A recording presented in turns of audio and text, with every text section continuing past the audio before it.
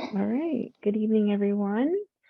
I'll take roll call. So, and please feel free to correct my pronunciation at this time. So, Chair Delany, Present. Vice Chair Hecht,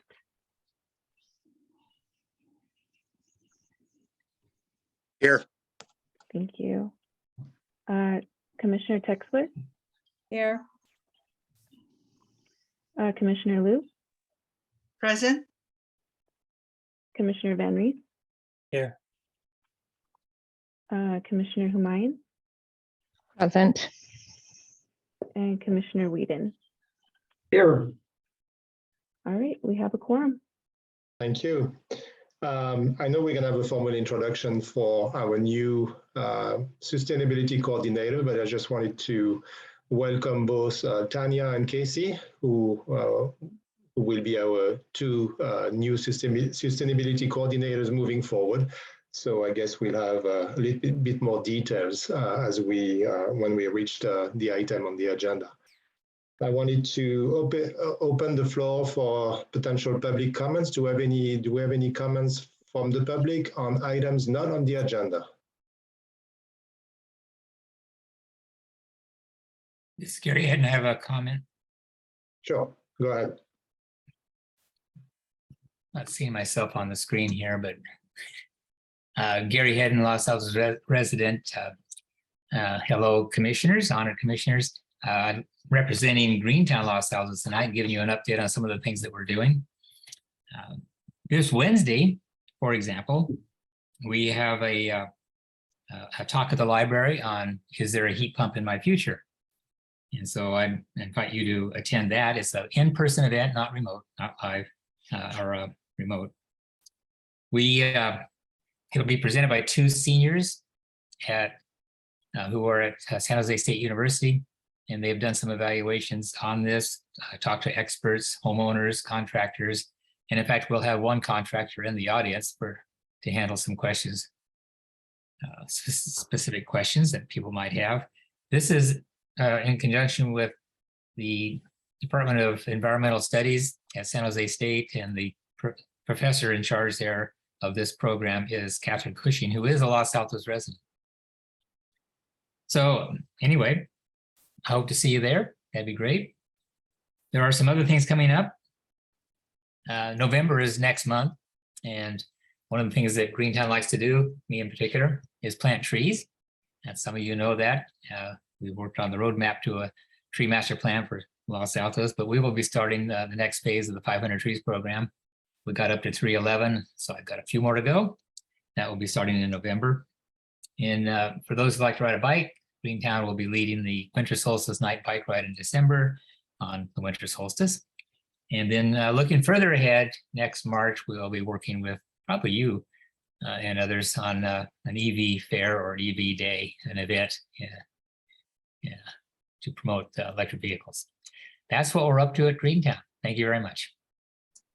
Thank you, Gary, did you mention the time on Wednesday? 7 o'clock at the library. Yep, it'll probably take an hour at the most, I would imagine, but it is in person, so it's not recorded, not being broadcast. So hope to see you there. Thank you. Do we have any more comments from the public? So I wanted to just bring up an email we received from a resident of Los Altos, Jim Wing. It was about SU20. Basically, he wants the staff and the EC to take a look at an ordinance that was passed in 2018, which has to do with green gardens and the Shoulder improvement policy. Yeah, so exactly. So I think that's a question we don't obviously that's something we need to think about. We need to be able to assess at some point things that we do. I'm not saying it's a priority for the commission right now, but I think I just wanted to make the comment publicly, since it was sent to us through email. And I think if we look at SU20, we probably should also look at SU21. So anyway, that being said, we can move on with the next agenda item. And it's about the Environmental Commission meeting minutes from last meeting in September. Do we have any comments, questions, edits from the commissioners on this particular agenda item? I have two minor things. One is it's a 3-page document and the page numbering is not accurate on it. And my second comment is regarding the way the votes are tallied. There's inconsistencies in the numeric presentation of the tally on items 1, 2, and 3. So I think those are just a couple items to clean up. Okay, that's noted. Thank you.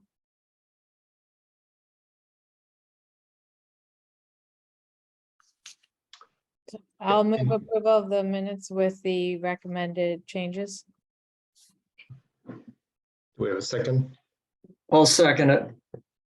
Thank you. I'll take a vote. Chair Delaney, Yes. Vice Chair Hecht, Yep. Commissioner Liu, Yes. Commissioner Van Rees, Yes. Commissioner Mayen, Yes. and Commissioner Texler made the motion and Commissioner Whedon seconded it. Thank you. Thank you very much. Okay, moving on, we have 3 informational items, actually 2 informational items. Actually, 4 actually, sorry. And the first one is about our new sustainability coordinators. I'll ask Director Furman to give us some information, some more background on them and how we're going to be able to work with them, since we have 2 now and it's the first time, which is great, but we have 2 coordinators now. Good evening, Chair Delanu and Commissioners. I am Aida Furman, the Director of the Environmental Services and Utilities Department.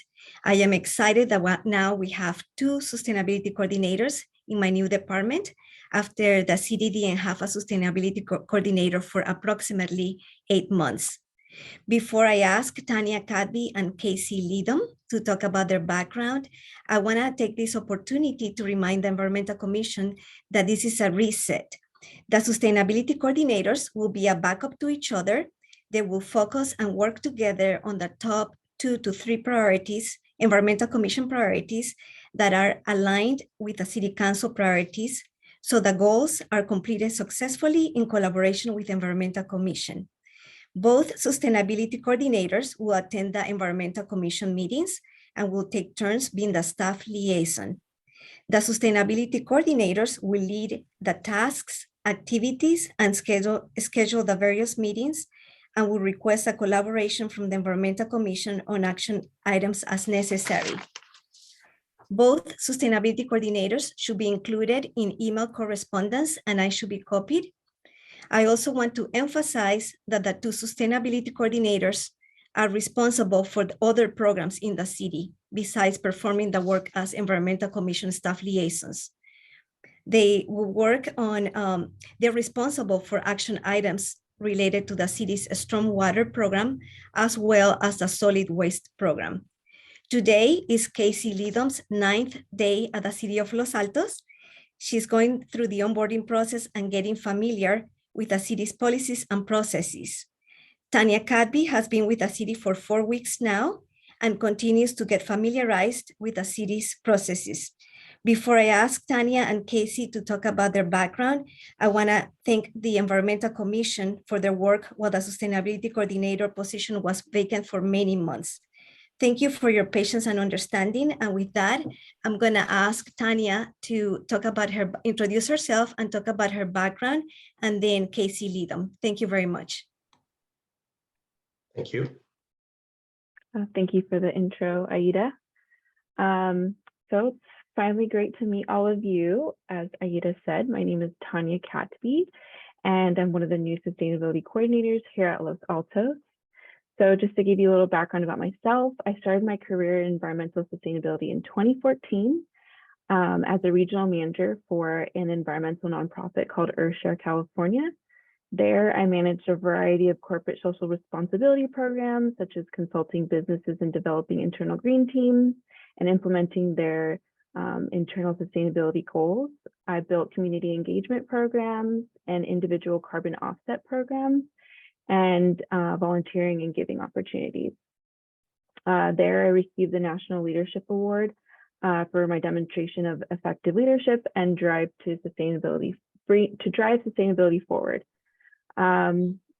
After I went on a trip to Japan and attended a Global Shapers Conference in Kamikatsu, Japan, one of the world's first zero waste towns, I decided to test my skills in the global market.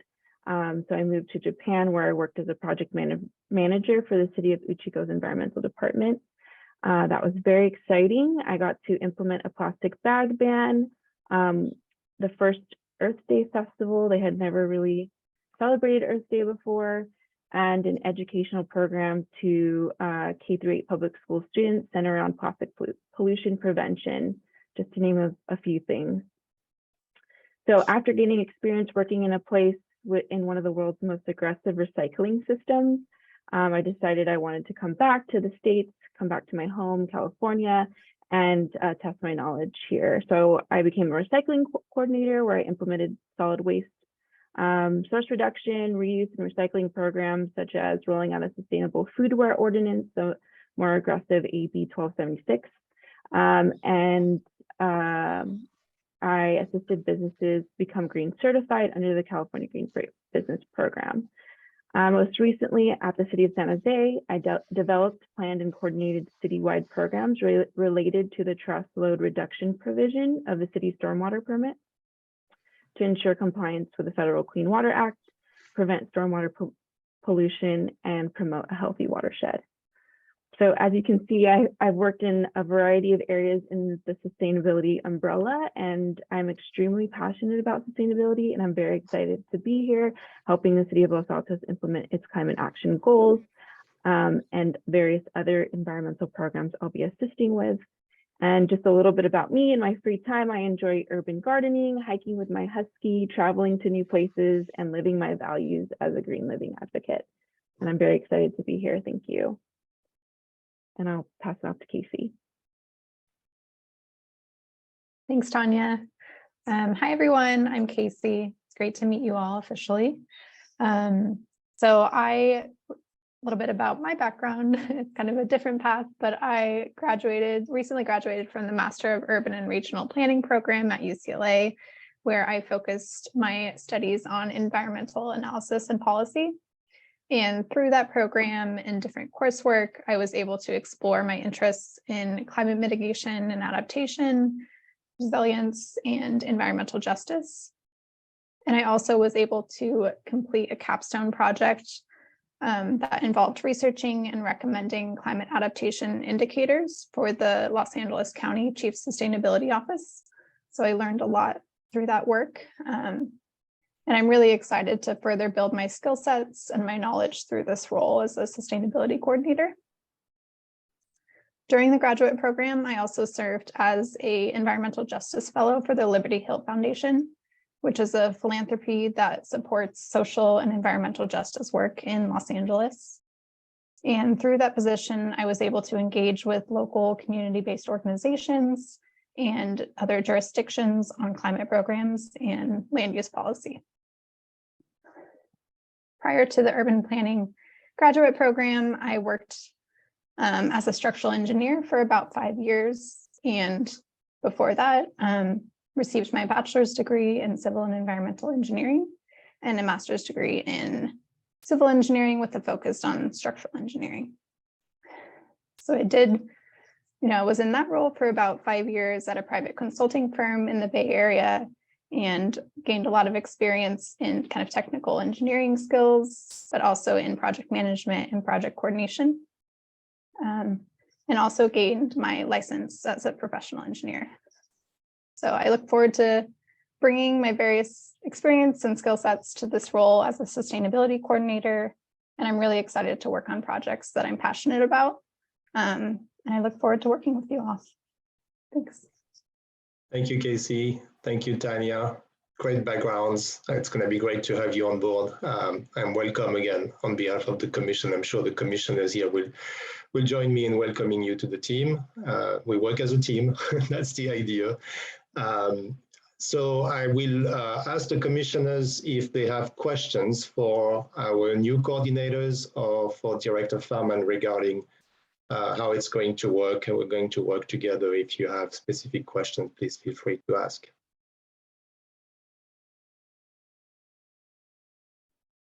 I do, and welcome to both of you. I think you know that we're all super excited to have not one but two sustainability coordinators. So that's I think just a wonderful thing, especially given your backgrounds. My question is for subcommittee kind of liaison work. Are we going to, are you going to, one of you will be assigned to a subcommittee given, each specific, you have different areas in your background, or will we be working with both coordinators on subcommittees? Great question, Chair Texler. Not Chair, I'm sorry, Commissioner Texler. Yeah, they'll be gonna work together because they need to be a backup to each other. So let's say that if one is not here, the other one has to be up to date with everything that the other one. So, as the employees work together, the two sustainability coordinators will be working together in all of the program different areas that are priorities to the Environmental Commission, aligned with the City Council priorities as well. Thank you. So in terms of the subcommittee, we have several subcommittees that are currently active. So we should copy both coordinators on all subcommittee activities, I'm guessing. That's correct, yes. And then in terms of the, you said, Director Farman, you said that they would be taking turns being the liaison for the commission. So does that mean that for the next meeting, it would be Casey? Yes, that's the goal, that they alternate, but they are both attending each of the Environmental Commission meetings. One will be doing the action minutes and helping, assisting the other one as they can, but they'll be alternating. So both of them can do, be a liaison. That's correct. Okay. Any other questions from the commissioners?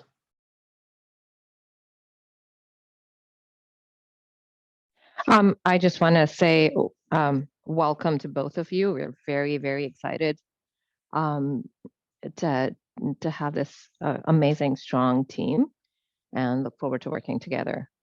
And I'm sure as questions go, we will check in with Director Ida and the both of you. Thank you, Commissioner Hamayun. We look forward to working with you, and thank you for your patience and understanding while the position was vacant. And then just a reminder, thinking about the subcommittee is not only having keeping Tanya and Casey in the loop, but also Director Farman as well in the loop. She wants to be copied on all emails between. Is that correct?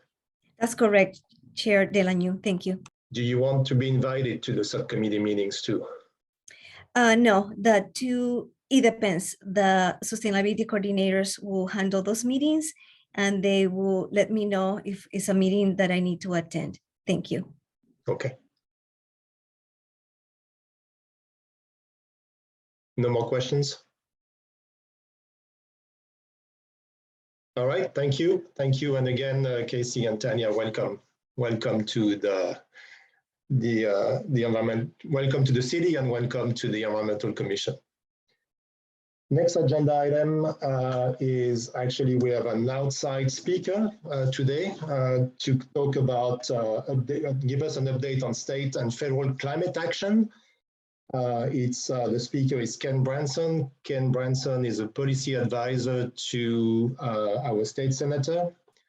Senator Josh Becker, and Ken was intimately involved in everything that happened this year in Sacramento, obviously, with regards to environmental policies and new regulation and laws. He was obviously directly involved through all the discussion that took place. So I'll ask Ken to maybe share his screen, his presentation, if he has it available. Yes, hi, thanks. Thanks, Bruno, and thanks everybody. I'll share my screen here. Can you guys all see that now? Yes, we can. Thank you. Great. So yeah, so in addition to working for Senator Becker on legislation related to climate and energy, I'm a longtime Los Altos resident. I've lived here almost 20 years, 2 kids in public schools. I guess one's now graduated from high school, just started college. But so I'm speaking tonight as a resident of the city and not in my official capacity for the senator. So this is my opinions and my interpretation of what's going on mostly with state policy, a little bit of what happened also federally in support of climate action and hopefully in how that can assist local governments in the work that you're trying to do here locally. So I wanted to start with this because whenever we're thinking about policy we're going to try and do at the state level, we think about the state greenhouse gas inventory and how we're going to tackle all of those different categories and get to zero at a state level. And it's a bit different than at the local level, but at the state level, you know, electricity is a little less than 15%. So it's not really the biggest category, but it gets most of the attention. It is very important because obviously we expect it to replace a lot of the energy that's being used in other sectors as we electrify buildings and transportation. And that's only actually helpful if the electricity itself is low carbon. Transportation is the biggest. That's probably no surprise, but sometimes people are surprised to hear that it's about 50% of all of the emissions in the state, 40% directly, and then another 11% when you count refineries and oil and gas production, most of which is aimed at providing fuels for transportation. And then other big categories are buildings, which are a little less than 10%. In this graph, that represents the combustion of natural gas in buildings. The electricity for buildings is separated out. Then there's methane, direct emissions of methane unburned. Most of the agricultural emissions are methane. Most of the waste emissions are methane. And then we also have some methane leaking from gas pipelines. And then, you know, another big category is high GWP gases, which are mostly refrigerants used in air conditioners and refrigeration units in supermarkets and things like that. And then some industrial emissions, another 10% or so is just mostly process heat from industry. So now the thing is, if you look at it at a city level, it's actually a simpler story, right? And this is, I believe, from Los Altos's CAP. And here, right, there's 2 dominant things. It's transportation and buildings. Now, I think in your numbers, the building numbers include both natural gas combustion and electricity and maybe refrigerants. I'm not sure if you include that or not. But mostly what I'm going to talk about is electricity, since that's the thing that's going to, you know, cover, basically replace a lot of this energy that's currently transportation and buildings. And then transportation and natural gas and buildings. So those are the 3 big categories that I think that matter locally. Before I dive into that, though, I wanted to mention a couple things that happened at the state level that are helpful across all of this. And that's that we finally set by law a net zero target for the whole state. This previously was just an executive order from Governor Brown from a few years ago. But now we have a target, legally binding target for net zero by 2045 with an 85% emission reduction, meaning that 15% could be met through offsets, but at least 85% is supposed to be met through reductions in direct emissions.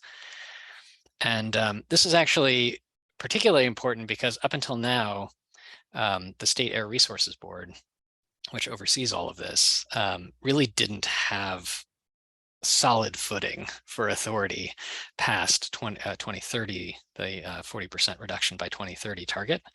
A lot of the other stuff was based on a very broad early law saying just to go as fast as possible in reducing emissions. And so I think CARB would have started having challenges to its ability, for example, to extend cap and trade past 2030, or many of the other regulations it had, without having explicit authority for a net zero target. And then we also, now this is one of Senator Becker's bills, but we passed a bill requiring the state government to make plans for getting to net zero in their own operations by 2035, so 10 years ahead of the state as a whole. We referred to this as getting the state to eat its own dog food, which people in tech will probably recognize. But the idea is that if the state has to figure out how to do this, the state will go first in terms of, figuring out how to decarbonize its buildings, figuring out how to decarbonize its fleet, making sure it buys 100% clean electricity, figuring out what it's going to do about those offsets. And this will both create early markets for the solutions to those things, and will also make the state more pragmatic about the rules that it writes, since it has to live up to those itself. So the equivalent of a company setting a net zero target for itself, the state government would be setting a net zero target for itself, for the emissions in its own buildings and fleet and all that. So talking about electricity, I want to say, first of all, that sometimes we hear arguments that electricity isn't 100% clean yet. So why are we shifting to EVs? Or people will argue that the grid isn't going to be able to handle this rapid shift to electricity if we get too many EVs or too many buildings electrified too fast. And I just want to emphasize that from the state's point of view, the state is very focused on handling those big increases in electrical load and has plans for how to get to 100% clean electricity. So we want everyone else to be focusing on how to electrify other things as fast as possible. And there's a really simple logic to this. If someone switches to an EV, we know how to make the electricity that they're going to use 100% clean eventually.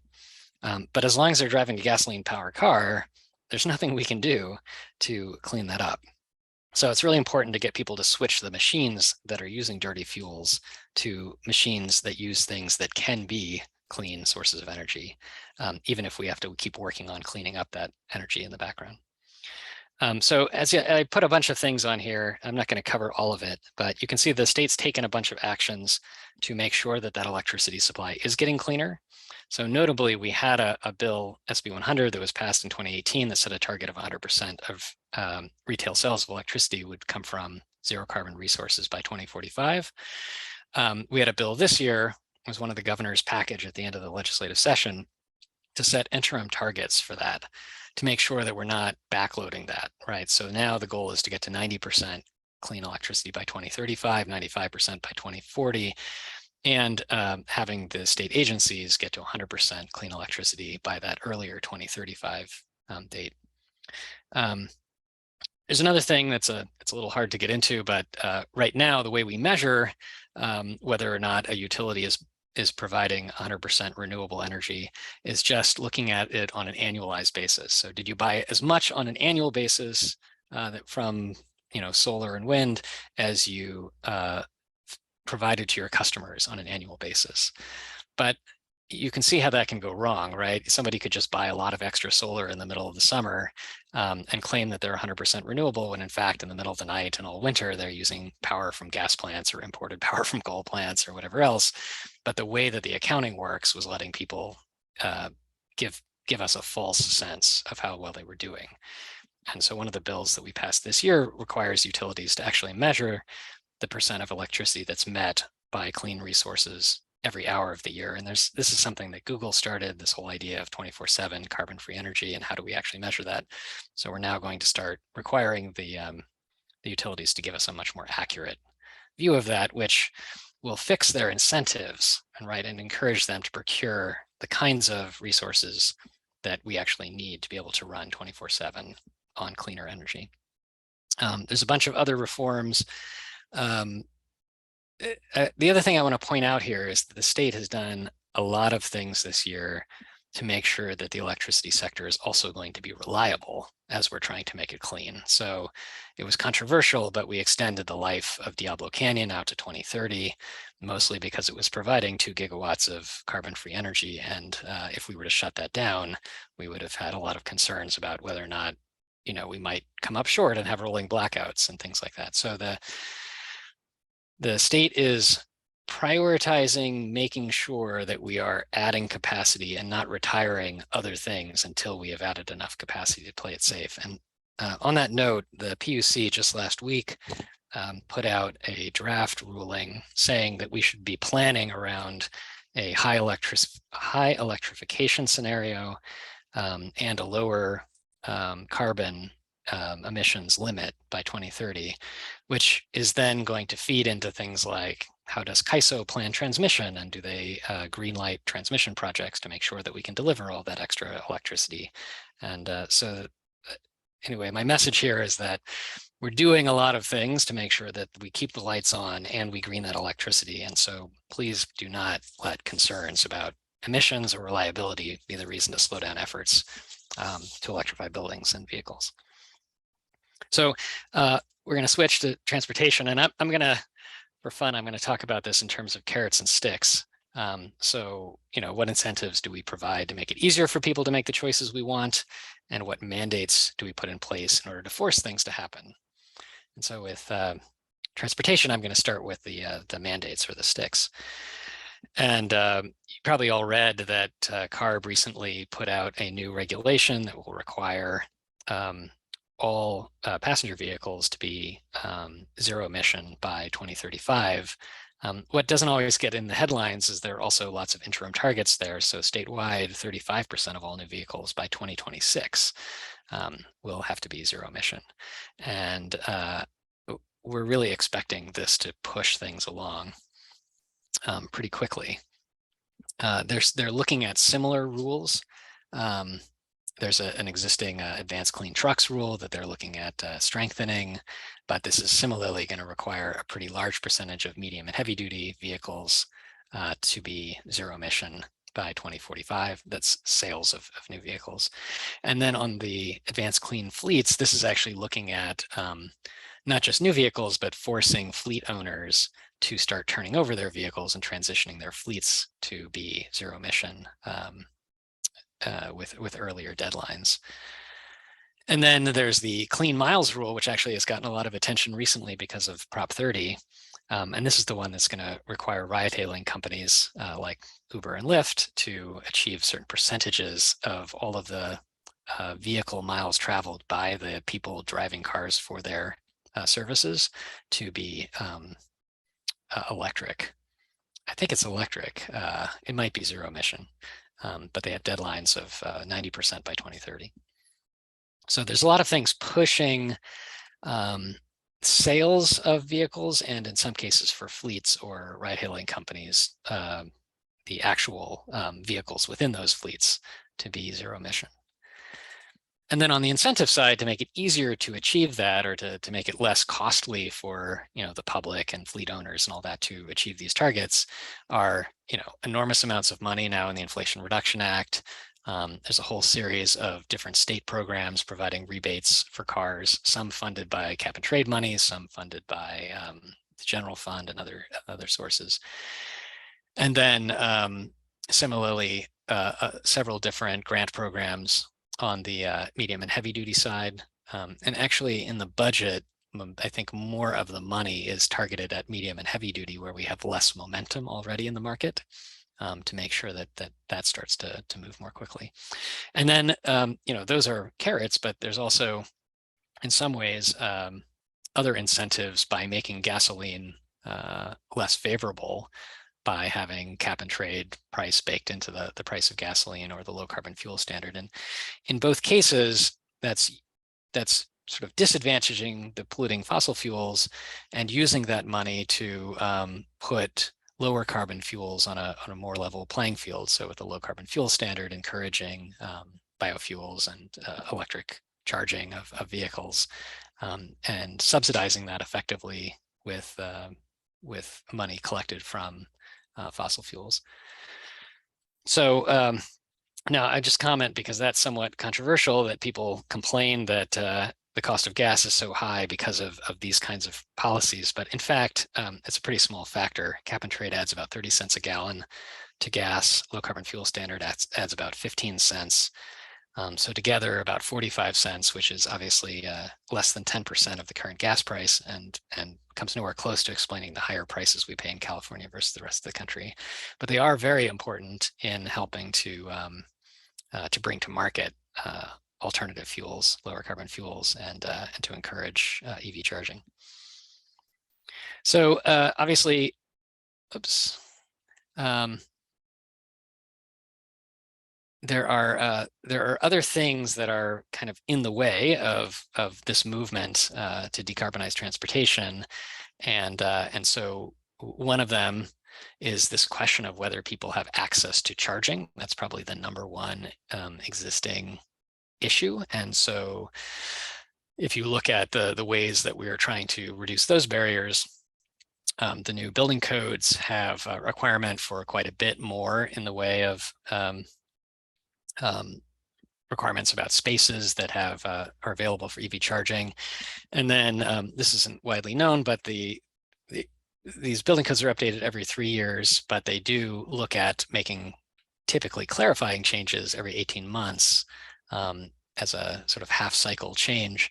But on this particular issue, because it's gotten a lot of attention, they're actually going to propose a very significant increase in the number of EV charging spaces that need to be available in new multifamily dwellings. So it's going to go from about 30% of spaces are ready for charging use immediately to about 50% after this 18-month update. That's still not final, but that is the draft being proposed. And then obviously there's funding for public charging in fleets, quite a bit of money in the budget for that. There was also a lot of concern about the reliability of some of the public charging that's been built. And so one of the bills that passed this year requires reporting on uptime and understanding the causes of downtime with the aim of making sure that people don't have a bad experience because they go to a charging station and they find it inoperable and then they find the whole thing unreliable, which there's been some concern about. So the state's also trying to make sure that that doesn't dissuade people from switching.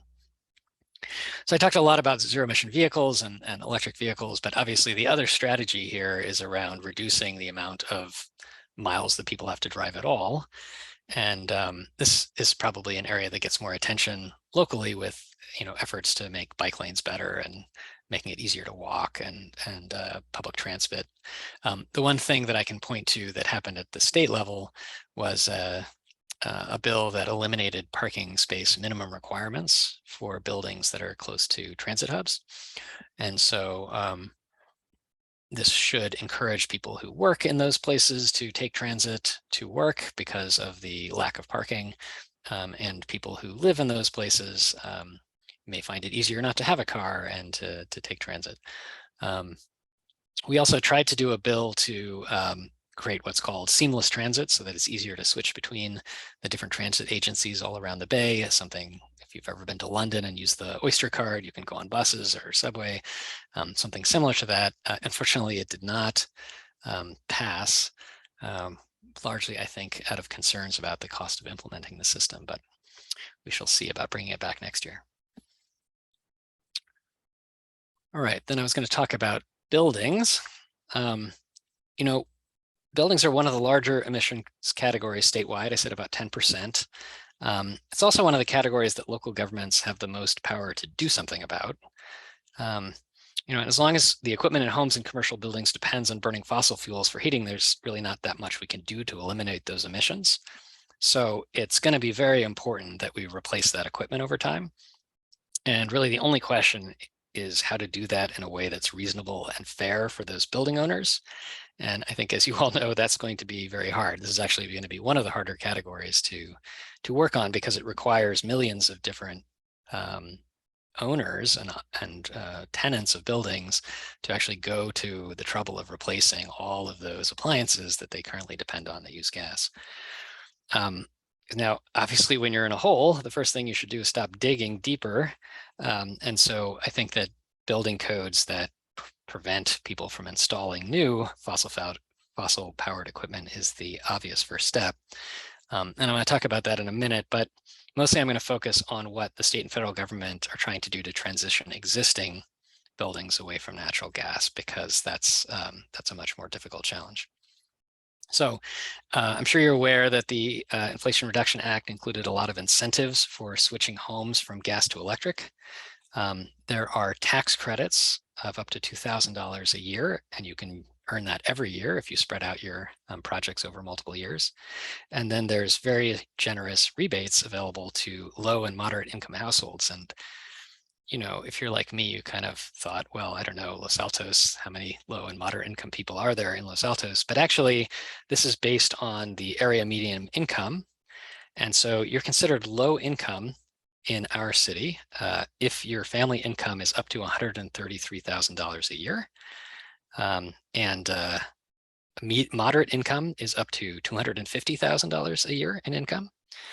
So for low income households, you can get 100% of the project cost up to $14,000 covered, and it's up to 15% of project costs covered for moderate income. So I think this actually could apply to a lot of relatively lower income people in Los Altos, such as older people on fixed incomes who've lived here a long time, you know, maybe before housing prices skyrocketed, maybe living on fixed income retirement, you know, those rebates can apply. And it turns out that you can stack those, right? You can take both the tax credits and the rebates to add up to $16,000 in a year for doing this kind of a project. We also looked at financing. There are credit enhanced private loans that the state basically subsidizes these loans so that people can get loans for doing building improvement projects that reduce emissions or increase energy efficiency. And the state basically buys down the interest rates to make it available to more people. There's also pilot unbilled finance programs. Basically, the utility will pay to do some upgrade project, and it's not considered a loan, but it looks a lot like a loan where you pay it back over time on your utility bill. So it's an easy way for people to get financing for at least part of the cost of a project. This is just now being tested, but I just talked to people at Silicon Valley Clean Energy this morning about it, and they are they're in the process of they've put out a proposal for it. They've worked with PG&E on how it's going to work, and they're hoping to get started on it as soon as the PUC approves it. You know, then in the state budget, there's hundreds of millions of dollars for low-income direct installation. I doubt that will help our town, but there are all of these programs aimed at upgrading buildings and doing electrification work. And then finally, as a kind of deterrence to putting in new gas hookups, the PUC very recently eliminated the allowance for new homes. So when it used to be that if you were building a new home and it cost money to dig a trench and run the gas pipes and put in a meter and run that to your house, that the utility could pay for that upfront cost on the grounds that since you were going to buy gas from the utility for years and years and years to come, it was to the benefit of all ratepayers to sign up new customers and pay that upfront cost for them. Well, that's no more. So now anybody building a new building would have to pay that cost, which previously was up to $6,000 funded by the utility. Now you'd have to decide to do that yourself, which will probably deter people from, you know, spending a couple $1,000s to put the pipes in just to have a gas cooktop. All right, so on the mandate side on buildings, there's less here. Obviously, building codes have been a really, really important way of tackling this for new construction. But as I said, we're kind of focusing a little bit more now on what do we do about existing construction. One of the more interesting ideas is that in New York City first, and then later in DC and the states of Colorado and Washington, they've passed building performance standards, which basically require large buildings, typically, you know, as low as 20,000 square feet, maybe up to a threshold of 50,000 square feet or above. These larger buildings to meet declining targets for, you know, energy efficiency, so energy use per square foot or greenhouse gas emissions per square foot, maybe water use per square foot. So basically to try to get these older buildings to slowly approach the levels of efficiency and that's required of newer buildings, right? And so if you have 10 or 20 years of lead time and knowing, oh, here's the target I'm going to have to get, then as you make improvements to the buildings or as you replace heating and cooling equipment, you can choose systems that will help your building move in the right direction towards being able to achieve these standards over time. So I have a bullet here that's wrong. I said the governor signed on to a national BPS coalition. That's not quite true. It's been under consideration. I haven't seen an announcement about it yet. So I guess officially at this point, the governor has not yet signed on to a national coalition, but there's an effort by the White House Council on Environmental Quality to get states and cities to sign up and say that they're going to try and implement a building performance standard. And we've been working on a building performance standard bill that we're probably going to introduce in January that would attempt to do this for the state. And then on the appliance standards, this is effectively a way of saying that if you're buying a new appliance, it has to meet certain efficiency or emission standards. And Bay Area Air Quality Management District has been considering a zero emission appliance standard that I think the proposal was to have it start in 2027. That would effectively create a replacement burnout requirement. I think that's still under consideration.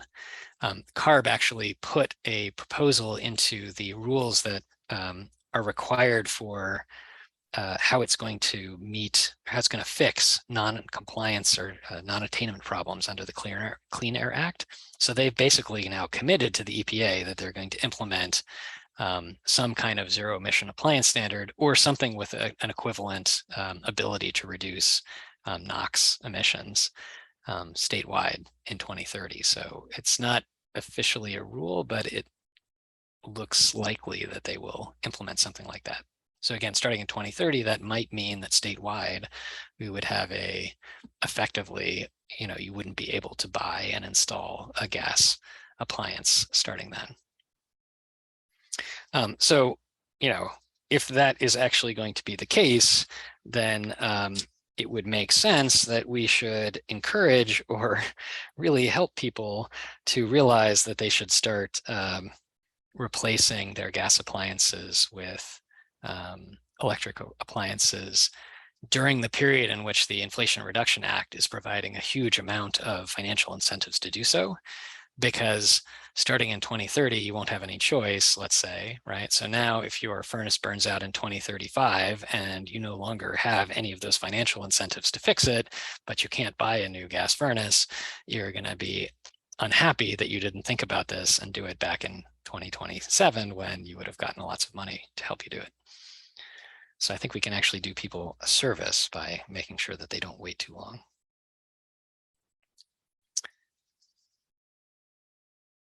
Let's see.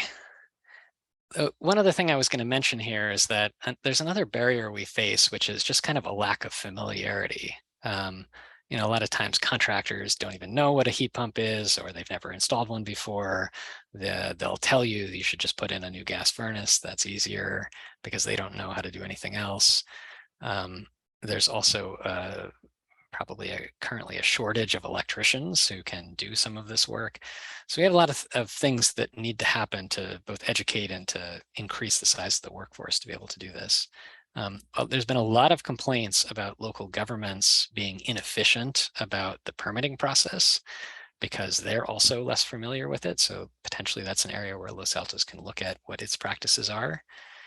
Keep in mind that apparently a very slow percentage of all new gas furnaces and gas water heaters get permitted. And so the fact that in order to get all of these rebates, you have to get a permit for a heat pump means that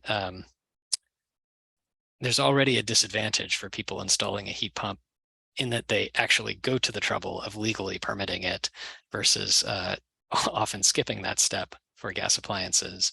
And so it'd be really helpful if we don't make that process of getting permitted super burdensome for them. So SB 68, which I referred to here, was a bill that we did back in 2020.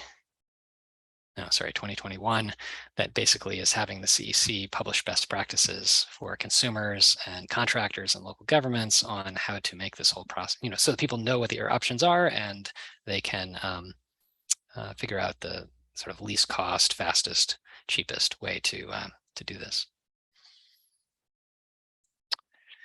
So last thing I wanted to say was, both for the state getting to net zero, and I think for the city getting to net zero, it's important to remember that it's net zero. And when the state thinks about that problem, its estimate was that even in 2045, we will, and even after reducing emissions enormously in all of these different sectors, we'll still probably have on the order of 80 to 100 megatons a year of emissions that need to be offset.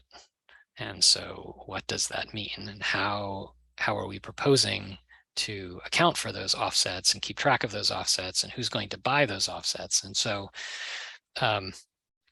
when I don't know the answer to that at the local level, but I'll tell you what's happening at the state level. The CARB's scoping plan calls for getting started on creating those negative emissions or those offsets with a goal of 1 to 2 million megaton, 1 to 2 million tons per year by 2030. And there was another bill that passed this year that requires the state to set targets for natural carbon sequestration. So this would be in soils and forests and things like that, with targets for those different years. And then we've been thinking about a bill that would require polluters to purchase negative emissions credits for a growing percent of their emissions, right? So it might be a small percentage in 2030 in order to kind of create that initial market demand and start growing the capacity to have negative emissions. And then with a goal of, any emissions you still have in 2045 must be 100% offset by the purchase of negative emissions credits. And so then the really important issue is making sure that you define, well, what is a high quality negative emission in terms of making sure that it really represents the opposite of continuing to put carbon dioxide into the atmosphere. That's carbon dioxide you're taking out of the atmosphere, and you are permanently storing it for hundreds or thousands of years. All right, well, that's all I had prepared, but I'm very happy to answer any questions you all may have. Thank you, Ken. Thank you for the presentation. Very informative presentation, I'm sure that everybody will have found it interesting. I wanted to give the floors to the commissioners for them to ask questions.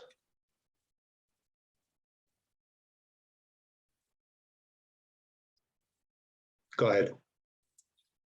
Go ahead, Laura. Okay, I don't want to always Yeah, that's fine. jump in, but I'll go ahead and do it anyway. I appreciate you recognizing that, a lot of people have concerns about the ability of the grid to handle extra load. But I would I do think that there hasn't been much communication about what those steps that are being taken, and especially in light of all the communication around power shutoffs, whether they be for weather events, whether they be for fire events, or like we had this year, heat events.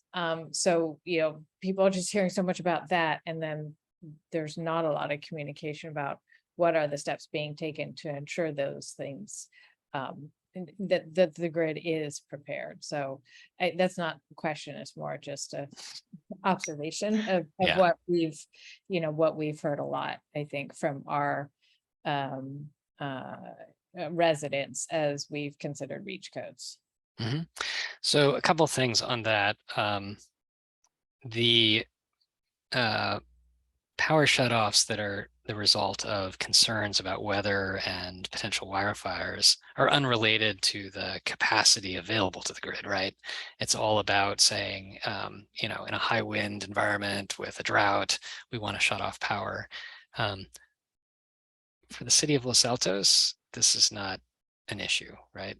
Like, we have not actually lost power from a PSPS event because we don't live in a place where the transmission serving our town is affected by that. Now, if you were talking about on the coast, then this is a much more serious issue. And there are things that the utility is doing to try to both reduce risk and to minimize the amount of time that the power shutoff events occur, or to minimize the number of people affected when they decide they need to shut off an event. But I really feel like that's sort of a red herring in Los Altos, where we're not actually impacted by those power shutoffs. So the main issue for us is going to be the total capacity of the grid. And on that score, it all depends on the way the CEC thinks about what is the required amount of spare power, right? So most of the time we have an enormous amount of capacity beyond what's actually needed. On most days, the peak is below 40 gigawatts. At the time where we were almost having blackouts, it was at 52 gigawatts. So if most of the time the highest load for the entire day is 20% less than the maximum that we can handle, that's a lot of spare capacity sitting around. And you don't really want to have huge amounts of spare capacity because that's expensive. So the state's trying to find what's the balance there. And so the CEC basically plans around this idea of, well, we want to have enough capacity so that a 1 in 10 year event is the thing that might put us at risk of a blackout. And what they've decided is that, in fact, the 1 in 10 year event is going to require more power than they thought in the past because of the drought. We have less hydro capacity because of the heat and kind of west-wide heat events. We have less ability to import from other places. And so the definition of how much we need to be safe at that level of reliability has gone up a lot, and the state's playing catch up on building enough capacity to get there. But I think the fact that they're now using much more conservative estimates of how much is going to be necessary to be safe means that the spare capacity that we will have once we catch up will be much more reassuring than it currently is. But it's going to take a couple of years to catch up, which is why they decided to extend Diablo and keep some of the gas plants in LA open for longer than anticipated and things like that.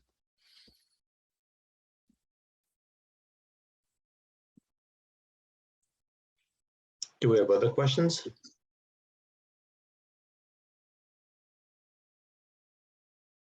Not necessarily a question, but I agree with Laura, and it may not be 10 your office's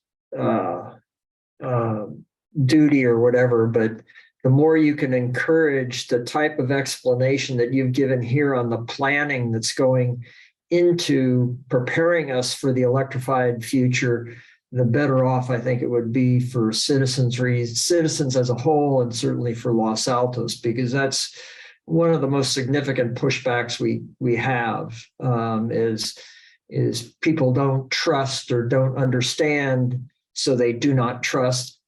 Because they don't understand, they do not trust that the electricity will be there when needed. Yeah, and like I said, I think the state recognizes that one of the things that could undermine the energy transition is the idea that people are concerned about, well, I'm not going to electrify my car if I'm not going to be able to charge it, right? That totally makes sense. That's completely logical. And so you can see in the way the governor is making decisions here that they're erring on the side of keeping open power plants that aren't clean, right? Because we'd rather have those around and have them available and make sure we don't have blackouts in order to maintain the reliability of the grid so that people feel more comfortable depending on it more. And I think that the biggest problem, though, is because we have these PSPS events that are weather related, that is making everyone concerned. Even if we keep the lights on from capacity, people still experience outages that are unrelated to whether we have enough capacity. And so that changes people's perception of the reliability of the grid and the ability to have power. But for those of us who aren't living in rural areas, I think that that's much less of a real issue and a little bit more of a irrational, emotional issue.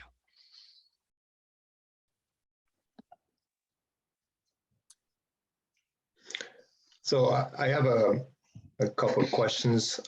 One has to do with plastics and recycling plastics. Is there anything at the state level that will increase our recycling capacity in the state to be able to recycle plastics, number one? And number two, is there also something around plastic that would reduce or give us an incentive to reduce or incentivize producers to use less plastics overall?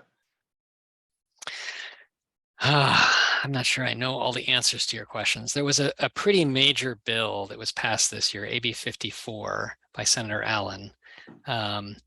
And it was an interesting process because they actually had a proposition that was going to be on the ballot, which they used as a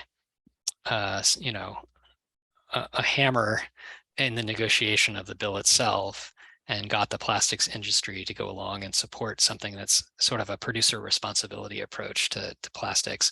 And my understanding, as I recall, the way it works is that there's a requirement for much higher recycled plastic content in new plastics, which will then do a couple of things. It'll provide a lot of incentive for people to use plastics that can be recycled, right? Because otherwise it's going to be hard for them to have recycled content in their new plastic. And it also creates a market for that recycled plastic. And one of the reasons that there's not a lot of recycling is that the residual value is too low. It's not really worth it for anyone to do it. But if the producers have to use a higher and an increasing percentage of their new products from recycled plastic, then it creates a market for those recyclers to sell the recycled plastic, which is not directly going to force the creation of that recycling capacity to be here, but it will create demand for recycled plastic, which I think is intended to create that recycling capacity. But this is not a topic that I'm an expert on, so I'm not sure that I have all of your answers. I guess we'll look into AB 54 then, but thank you for the clarification. Rashina, you had a question. Yes, and thank you so much for that presentation. Very helpful, very clear. And as Laura said, I think it's really, and Don as well, that it's really important that we keep sharing what we're doing and why, with all the way down to the local government level, and then people that live within it, to help take away that fear and also get people more familiar with all the options that are there and the benefits of them. I have two questions. One to you were talking about, when we have those weather events, we have to, power needs to be shut down to prevent wildfires and so forth. What is the state doing to weatherproof the grid, as in, burying more and more power lines, making sure that we are, less prone to, less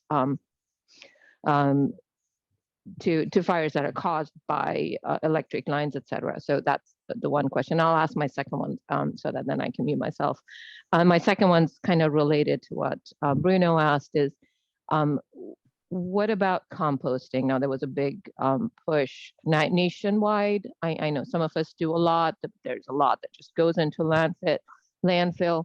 So what are we looking at, both in terms of encouraging composting as well as being able to compost, things that are labeled oftentimes as compostable, the polylactic acid and other kind of plastics? What are we doing to encourage facility, whereas we know that most waste facilities will send those materials to landfill instead of composting it, because it takes a little longer to compost. So what are we doing to encourage more of compostable materials to be composted, and then building more facilities that are more advanced in that front? So the two questions. Thank you.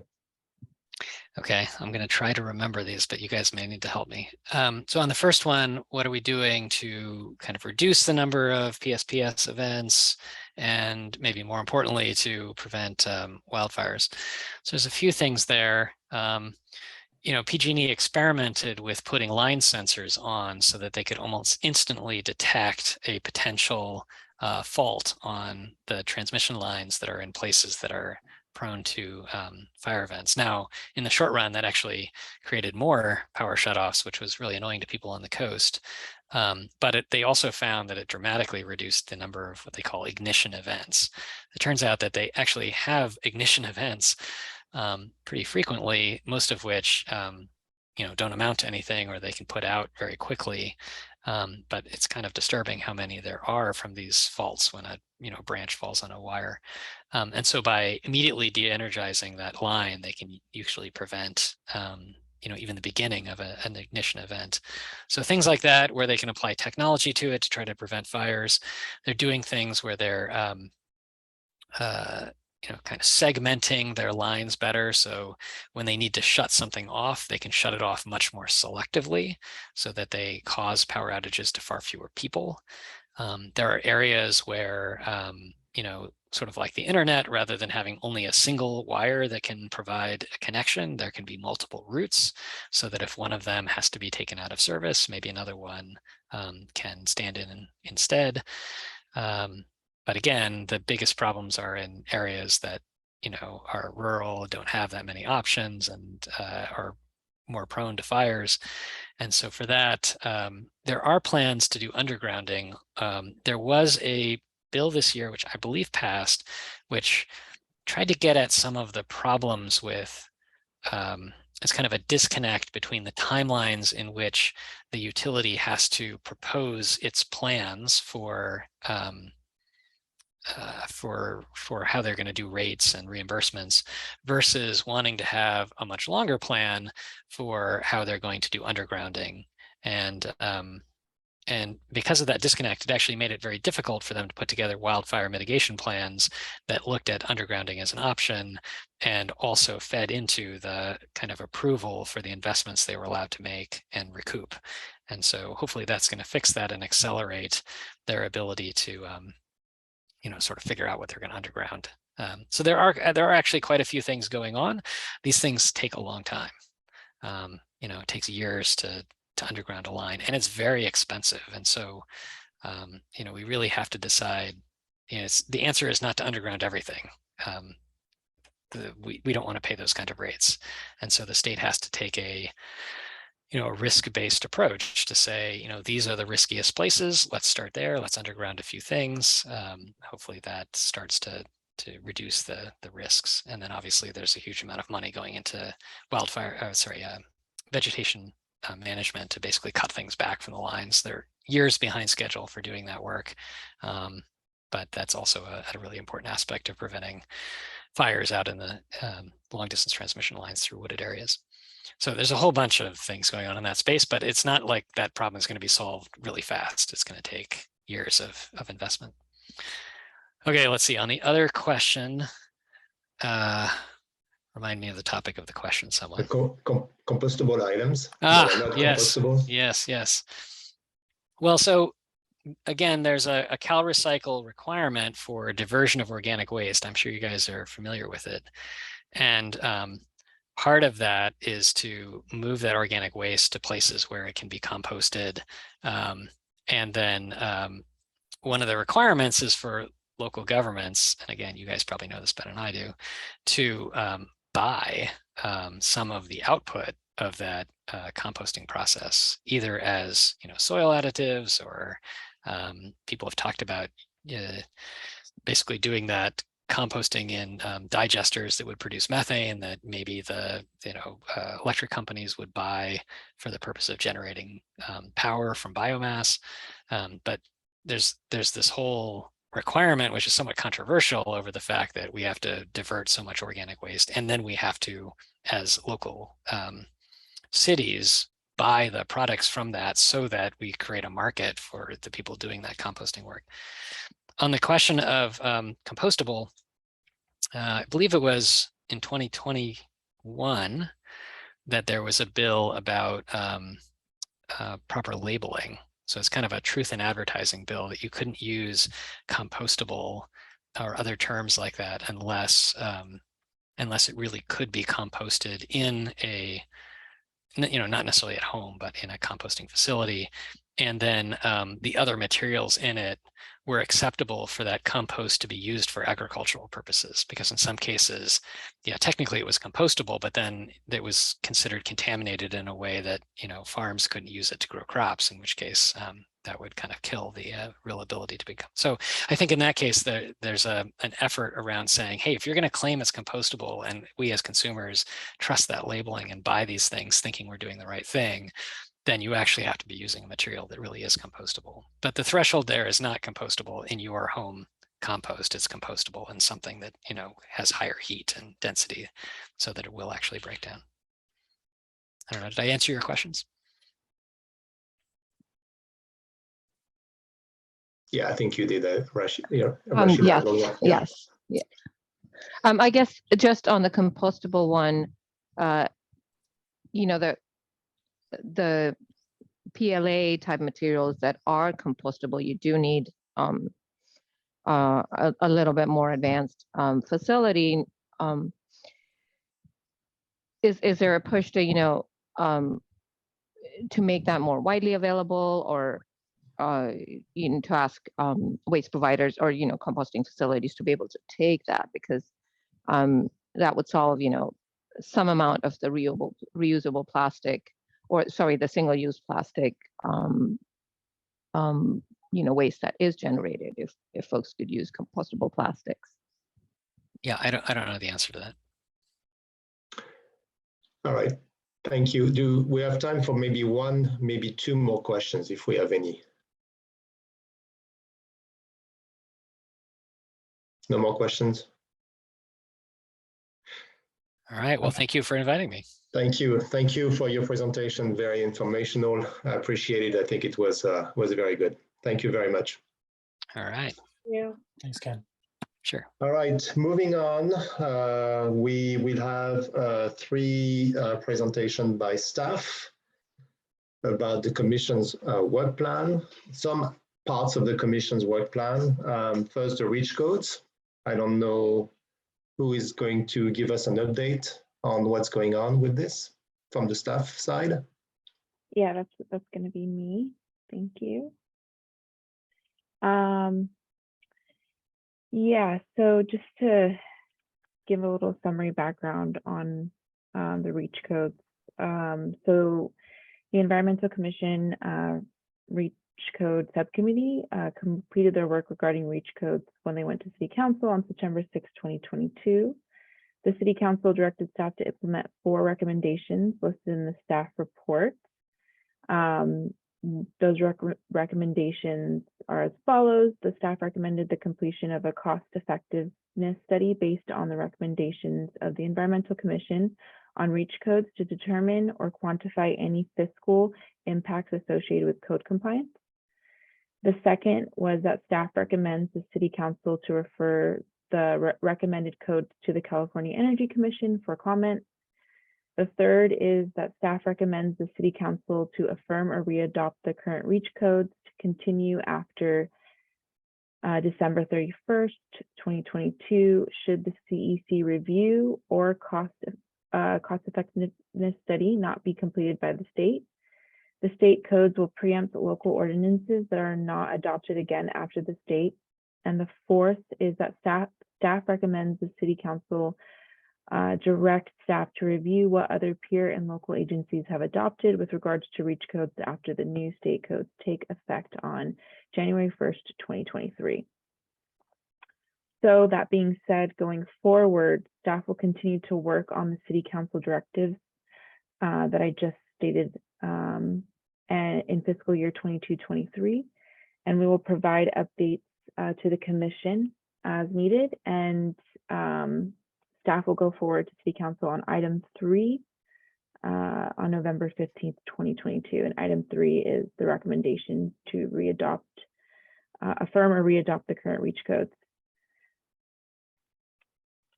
And that is our update on that. Is there any do we have any questions on this? I mean, I'm going to ask the members of the subcommittee also to chime in on this. Yeah, I guess I have a few questions. Thanks for the update, Tanya, and welcome. Thank I you. guess my first question is on the first point.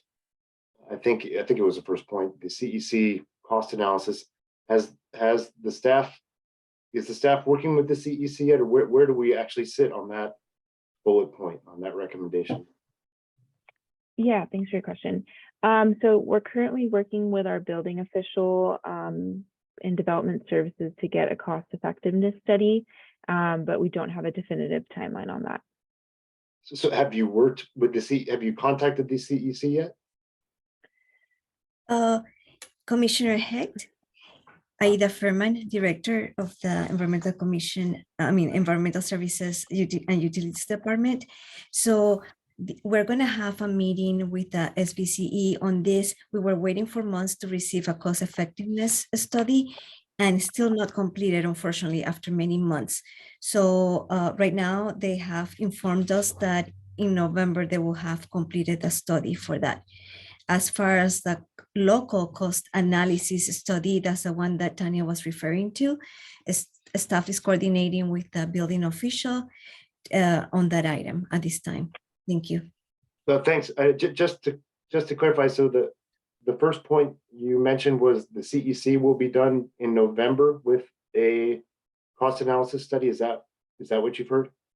That's what I heard, that the cost effectiveness study, they are aiming for November, but unfortunately, for many months we thought that we're going to receive that earlier, and we still haven't received a complete cost effectiveness study from them that we can use for our items here. So hopefully November. Mm-hmm. I guess, Aida, a follow-up on that is the staff is going to review the one that the consultants for Silicon Valley Clean Energy come up and then determine whether or not further analysis is needed. Is that the plan? Sorry, I was on mute. Yes. So we'll review internally, and then we'll see if we have any comments on that cost effectiveness study. But yeah, it hasn't been completed. So we'll look and review it. Thank you. Yeah, so that means that if you find that's sufficient, you may not have to go with a special study ourselves. The local cost analysis. Uh-huh. Yeah. The other thing is, I don't know if Tanya or others have started to get involved with Silicon Valley Clean Energy, but I know that there's a lot of first and second readings of REACH codes and other member agencies taking place now. And we may be able to learn a lot from how those other organizations look at the cost effectiveness study, and also the degree of the REACH that they're putting forward. Thank you. Yes, thank you.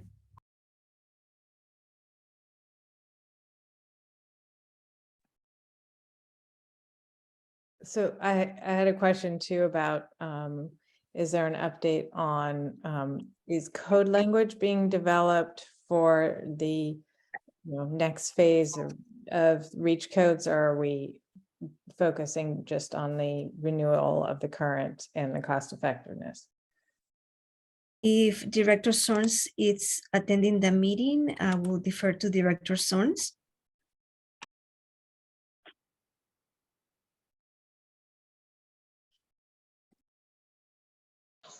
Sorry, I was in between bites of my dinner, guys. I had a very busy day as well, onboarding 2 new people for development services, so my apologies. So can you repeat the question, Commissioner Teskler? Yeah, I was just wondering if in concert with, readopting the current REACH code and the cost effectiveness study, whether we've started to codify the language for the proposed new REACH code.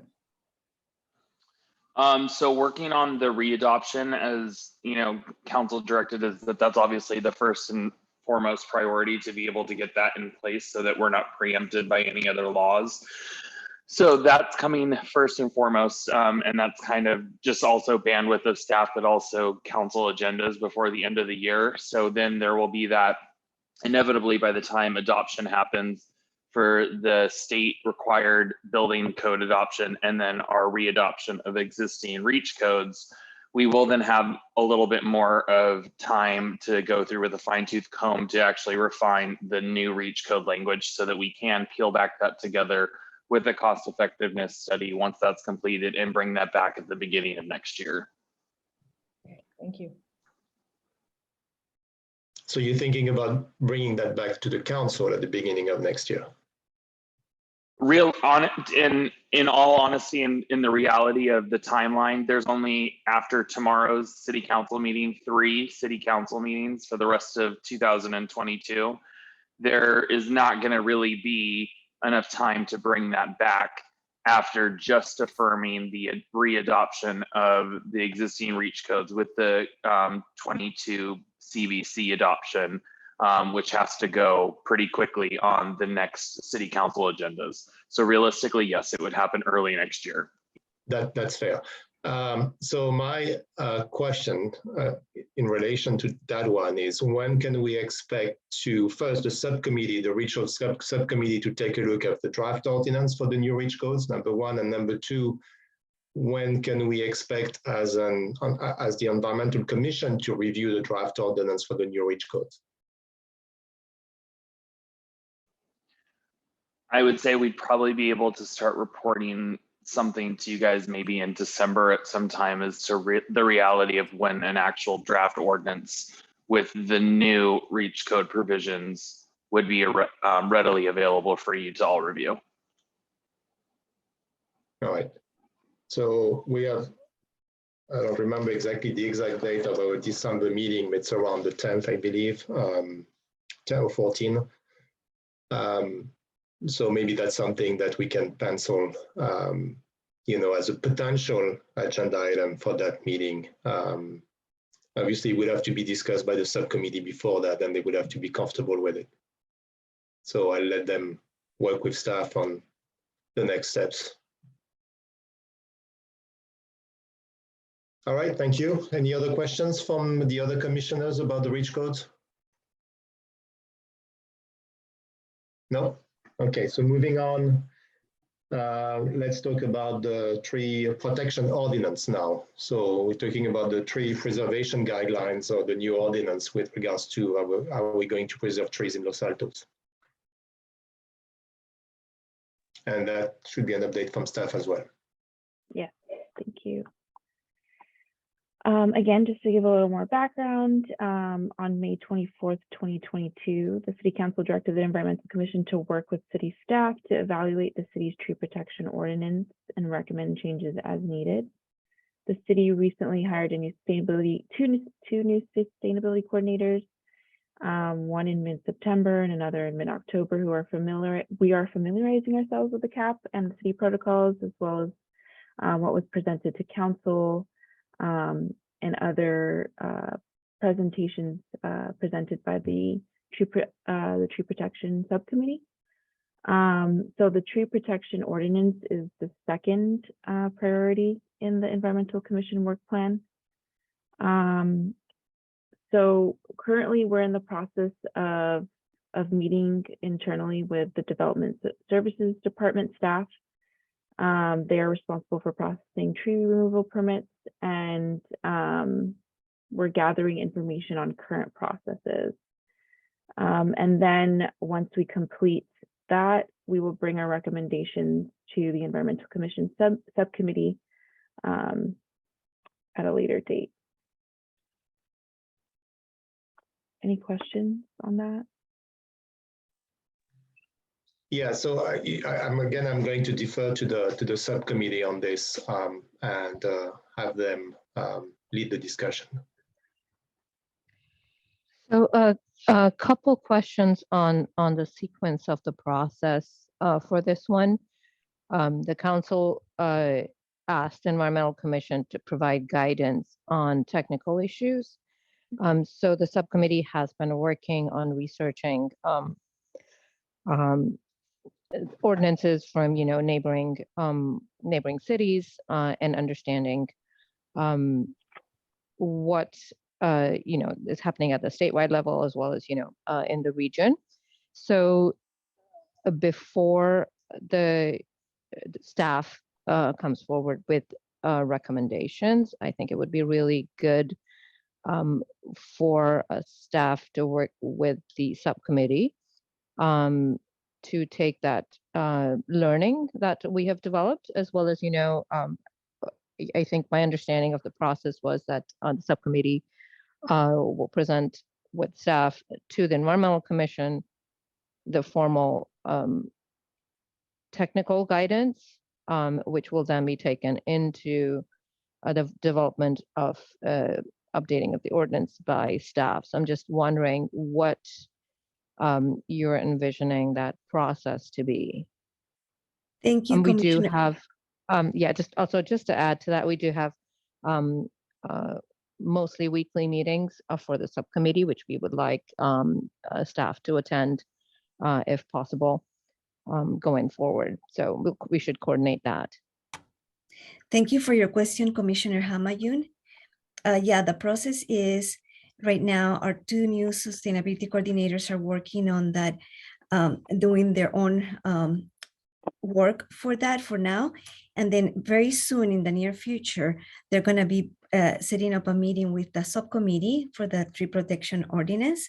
And then you'll have the opportunity, the subcommittee will have the opportunity to then, after they present the information that they have, interact and provide comments and suggestions at that time before the changes or the revisions to the ordinance are presented to the Environmental Commission. And then at the Environmental Commission, they will present the recommendations to City Council. But thank you again for your patience, just to allow our new staff to go through our ordinance and, look at different resources, because they're leading the task. They're leading, all the efforts here, and then with the collaboration of the Environmental Commission. So, very soon you'll be contacted, and then we'll start from there. But, as when new staff starts, there's always some time that is needed, for them to get up to speed with processes and items there. So that time is necessary and helpful before meeting with the subcommittee. So again, thanks for your work and patience, and the subcommittee will have opportunity to provide all the information and feedback at that time, but we need to have a starting point with our coordinators and go from there. Thank you. Of course. Yeah, whenever staff is ready, of course. My other question, and then maybe I'll let Carl and Xiaopeng jump in if they want to, is what is the expected timeline for, maybe working backwards for when staff is expecting the final ordinance, and then what the process is working backwards in terms of when the study session with council is expected to be. A set date at this time, but as far as the meeting with the subcommittee, I'm thinking, okay, let me see, today is October 24th. Hopefully in 2 weeks from now, 2 to 3 weeks from now, we'll bring it to the subcommittee. Then the subcommittee provides the but the feedback and comments on that. So staff can revise the slides that will bring to the Environmental Commission, and then bring that to council. So we'll just have to take one step at a time and go from there. But we're trying to move as fast as we can, here, and doing a good job. We want to make sure that the attention that is needed before they meet with you, the city staff meets with you, the subcommittee, we're ready. And then from there, we'll determine the next steps one after the other, because this is the second priority of the Environmental Commission, as is aligned with the City Council priorities. Thank you. Thank you.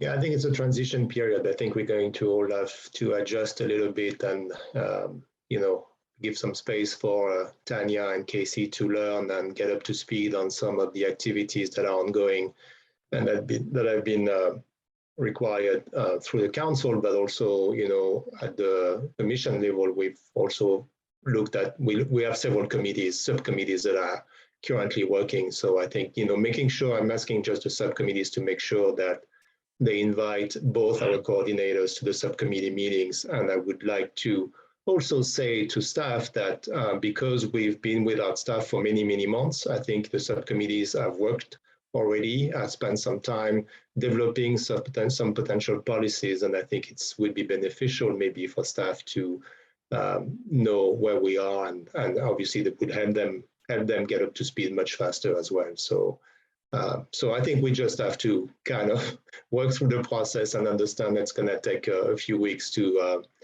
have that coordination that we all want to have, I'm sure.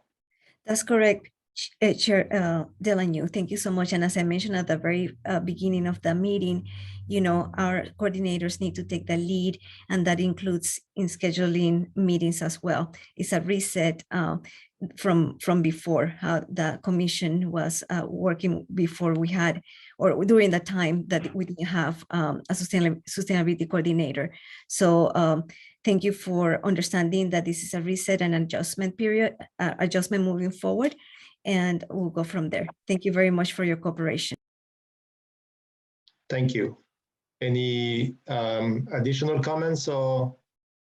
Yeah, I'll just add, hopefully the presentation from last time proves helpful. And I do support the idea Regina was mentioning of maybe coming up with some target date for when we think it'd be applied, and just because I think that would probably help with implementation and just future planning. But I completely understand moving as quickly as possible.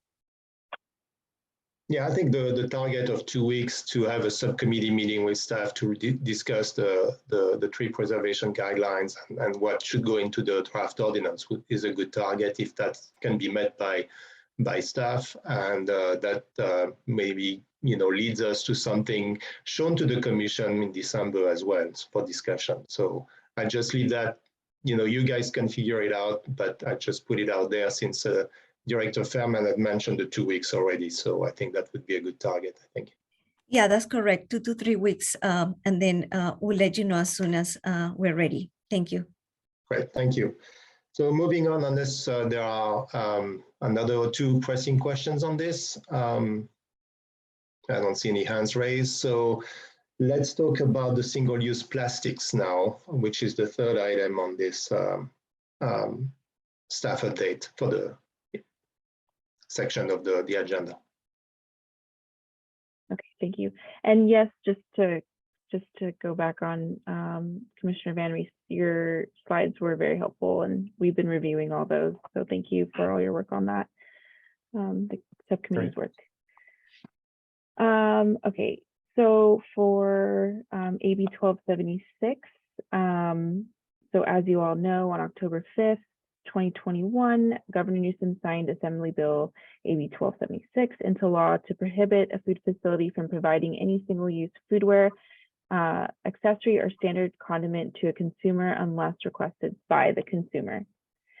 So this requires the city to authorize an enforcement agency to enforce the new requirements. This Assembly Bill requires the city to adopt an ordinance with state law as it's currently written that may be amended in the future.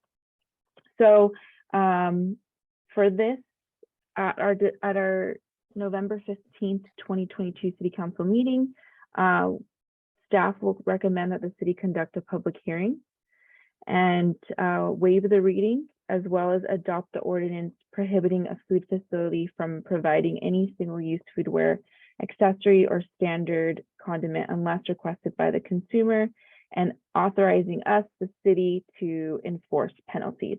So that's where we are on that. And I have an update on the date. Staff is going to be going to the November 29th meeting instead of the November 15th. Thank you. Thank you, Aida.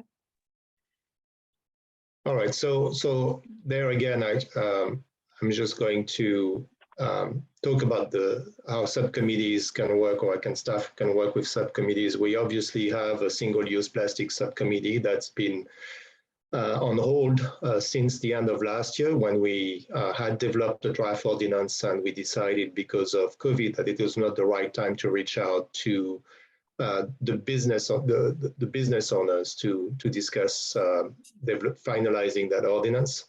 That single-use plastic subcommittee is ready to, I'm assuming, is ready to restart work with staff to make sure that we put together, finalize that ordinance to go to the city council. So obviously the members of the single-use plastic subcommittee is here. So, and I believe it was Don, Laura, and I that won the single-use plastics subcommittee.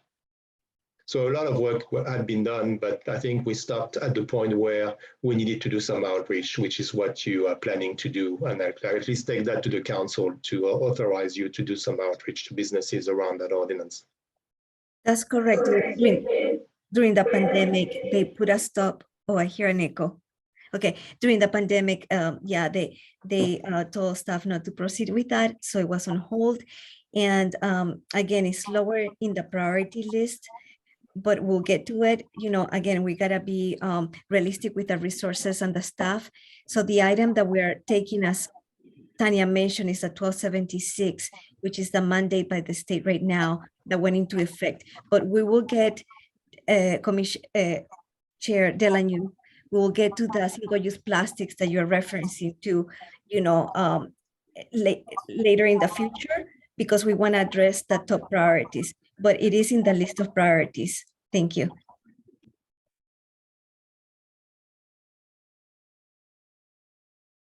I just, I'll put forward a comment that I understand that you're moving forward with what's state mandated, and that's appropriate. When staff is available for the next steps to maybe enhance or look at additional issues surrounding single-use plastics, I can connect with a lot of resources and work that's been done regionally. What I mean by regionally is through the Santa Clara County Recycling Committee. And I can provide that to staff and Tanya or whoever is working on that to give you a heads up with what some of our neighboring communities have started doing in this area. Thank you very much, Commissioner Whedon. Thank you.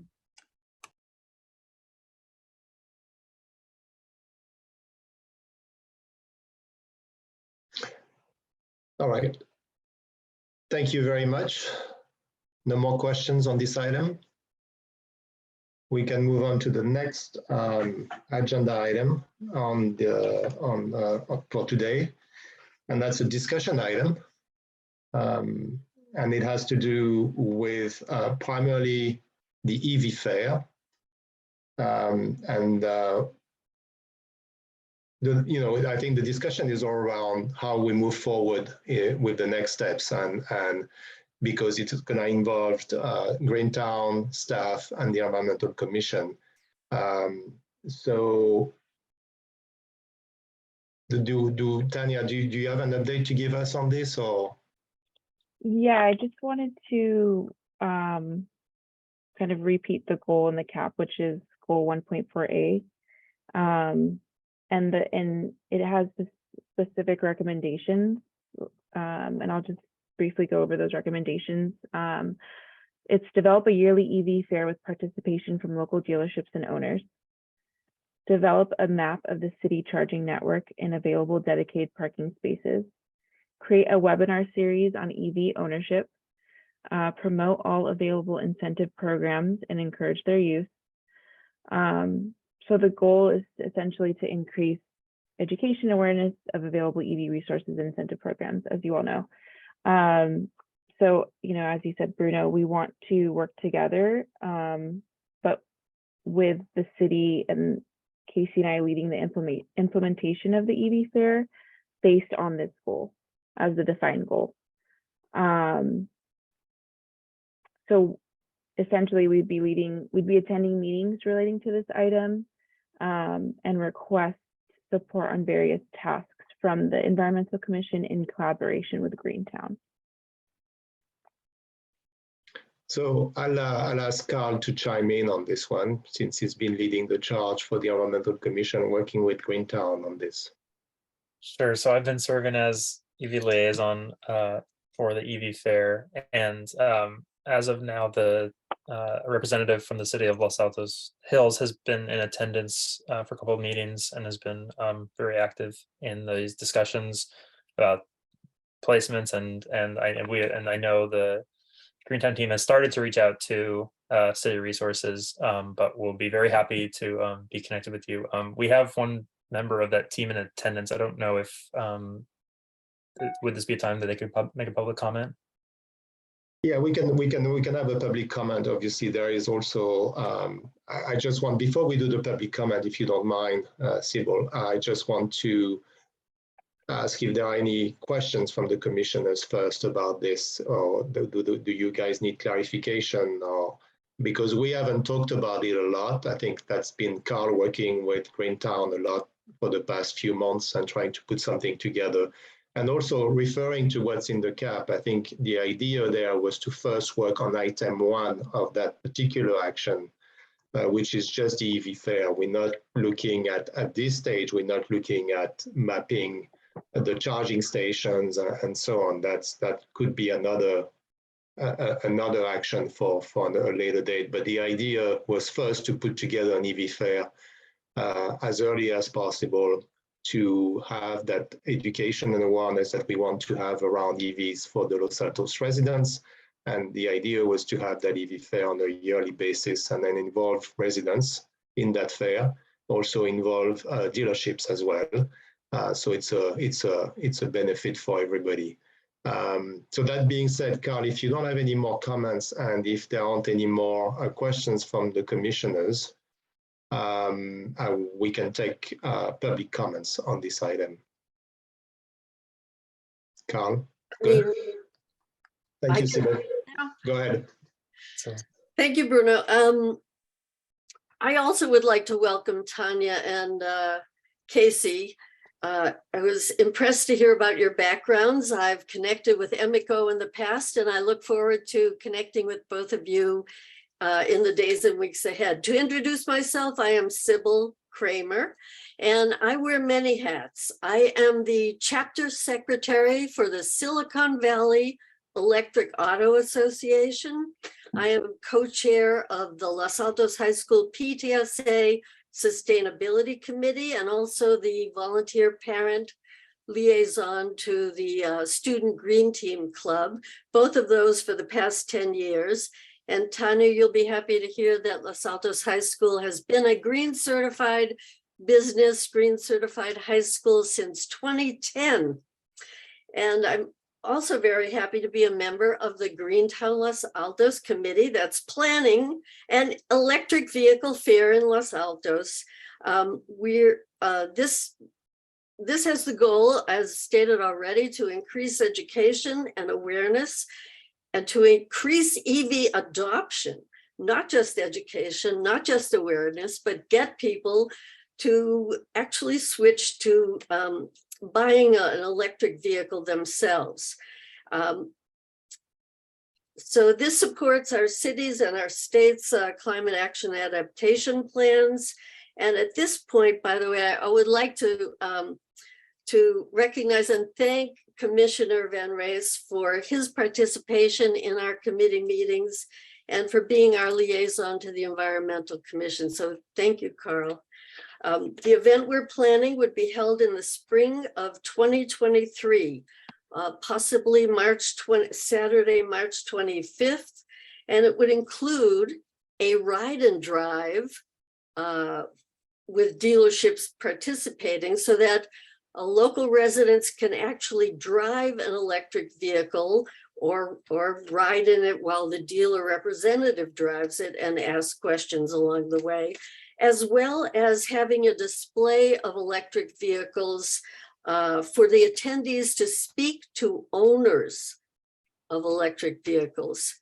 And that way they find out about that specific vehicle, but they also get accurate information about the electric vehicle driving experience.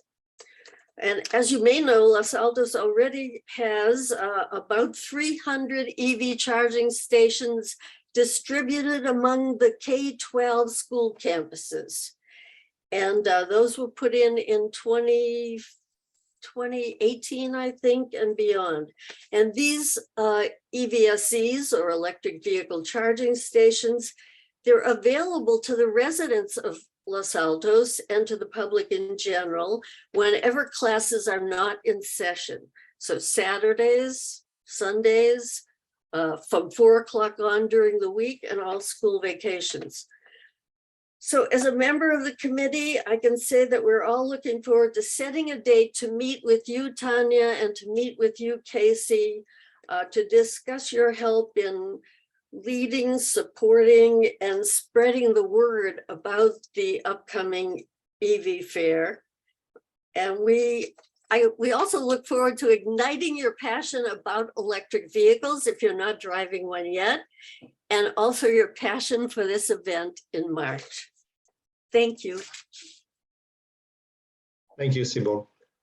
So we'll get to that when we go into the discussion around future agenda items, but I think that's something that we can potentially get a formal update at some point in the near future at one of the EC meetings about. We heard about a potential target date already, which is already very good. I think at some point we're gonna want to take a look at what the details will be, and I think you probably need to do some more work, but you know, I'm glad this is moving forward nicely between and that collaboration between the city and Greentown Los Altos. That's great, because I think it's, as you said, you know, it's awareness, education, but also it's adoption. We want more people to drive EVs in Los Altos. I think that's, you know, transportation being 60% of our GHG emissions in Los Altos. I think it's critical that we make a dent as soon as possible. So thank you for the hard work, everybody.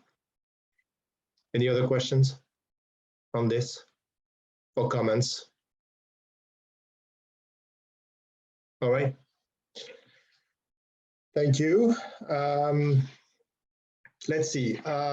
Since we're on the work plan, I know we have priorities for staff, but I think the EC is working as other subcommittees, and those subcommittees are potentially active. And I wanted to ask the other subcommittees to give us an update if there is any update on the work that's being currently done. We've talked about the tree preservation guidelines already. We've talked about the REACH codes. We've talked about the plastics. I'm going to ask the Water Conservation Subcommittee to talk about whether they've met already and started discussions and involved staff with the development of some kind of an ordinance based on the MWENDO to be able to reduce water use. So the subcommittee has met, and sorry to interrupt, but the next agenda item would be the city staff updates.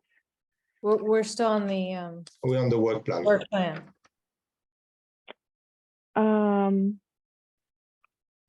Yeah, that item is not listed under the work plan, but you will have an opportunity if you would like to report on that under the commissioner's reports and comments.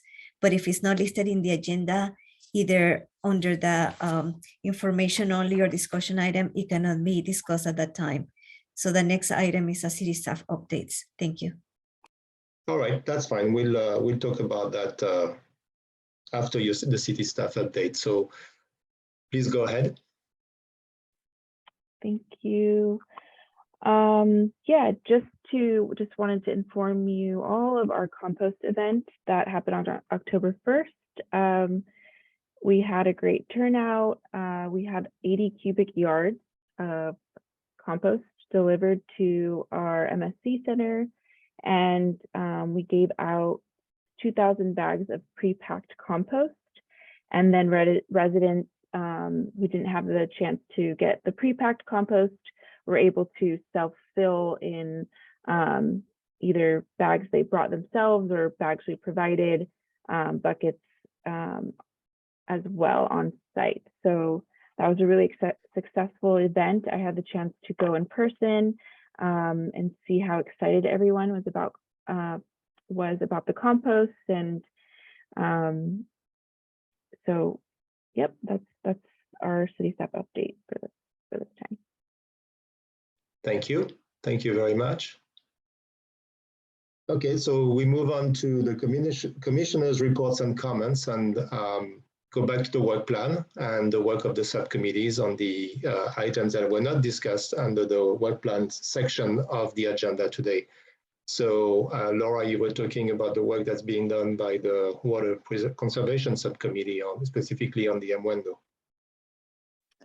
So the subcommittee did meet, and we kind of took our purview to be, all water conservation issues. So we talked about a couple of different things, including how can we do better outreach and education about the existing conservation rebates and resources that are available that were presented to us by Cal Water.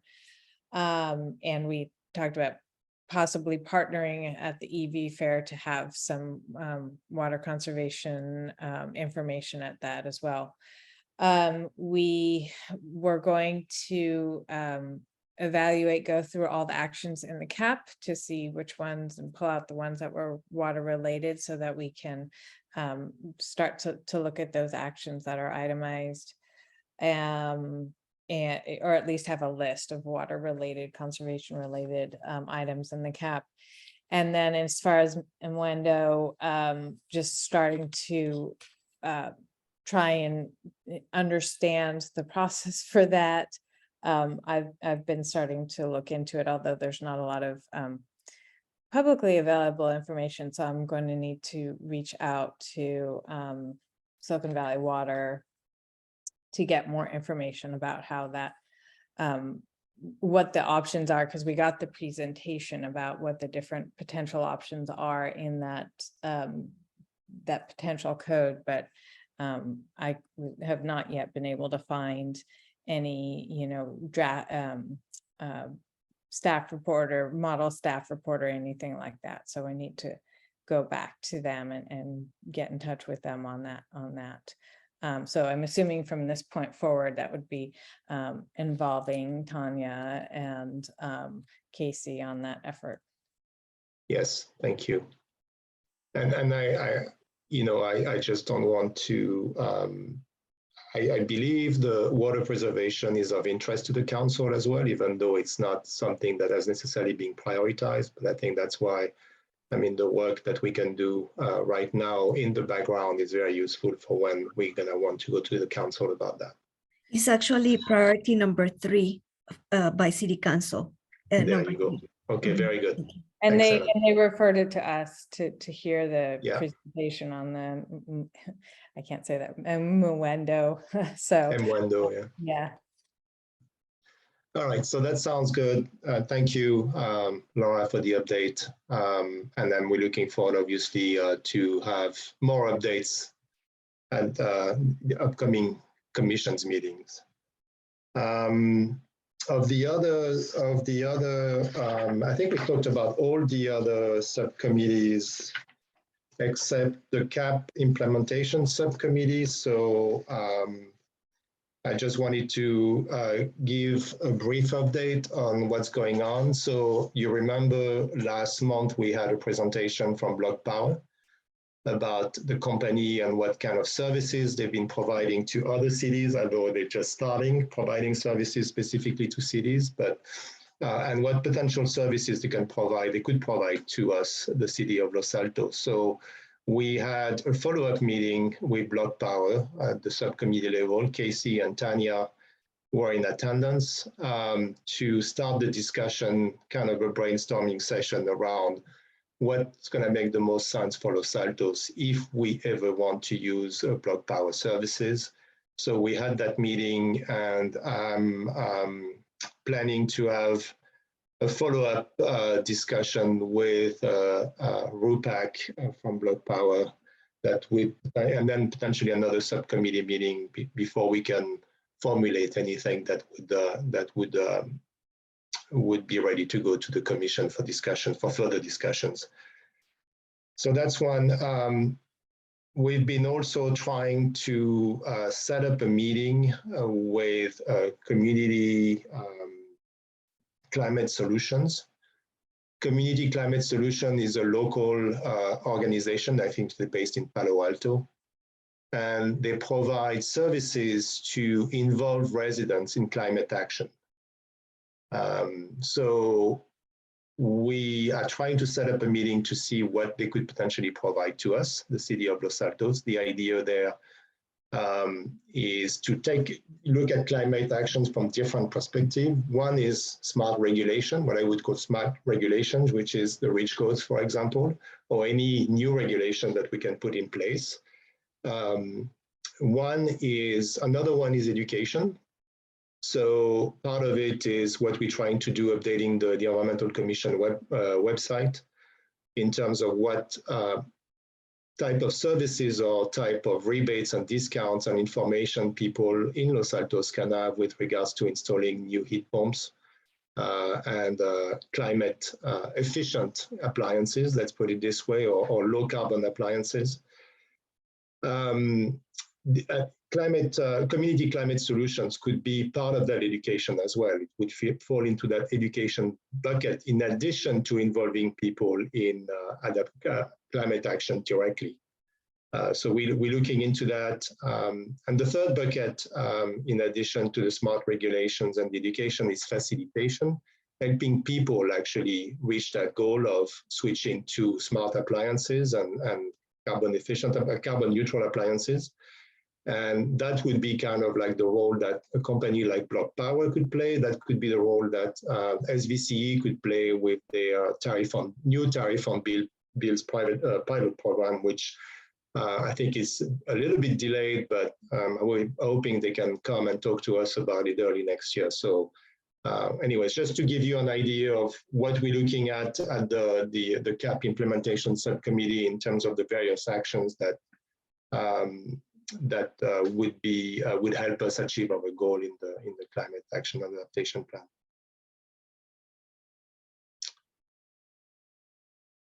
All right, I have one more comment to make. I just wanted to let the commission know that I met with the chair of the Complete Streets Commission, Stacy Banerjee. We had our first meeting. The idea there was trying to have a cross commissions discussion, because I think we had some overlapping goals, and the idea is to try to collaborate on some of the actions that are going to be in front of the commissions.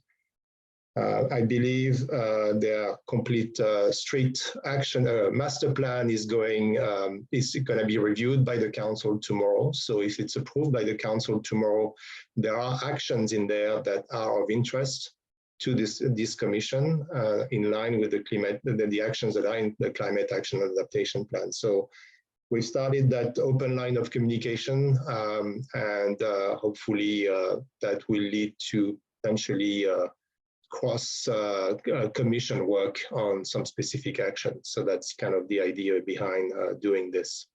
And the work was started with the Complete Street Commission, but obviously it can be expanded to additional commission. I'm thinking of Parks and Recreation being another one, potentially, that we could work with on some specific actions.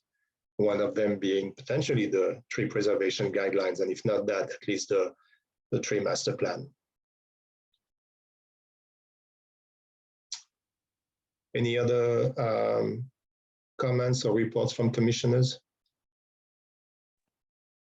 I just wanted to quickly note an email that we got about it's a violation of Brown Act to comment on other commissioners' social media posts that are related to commission work. So I just wasn't sure if everyone saw that.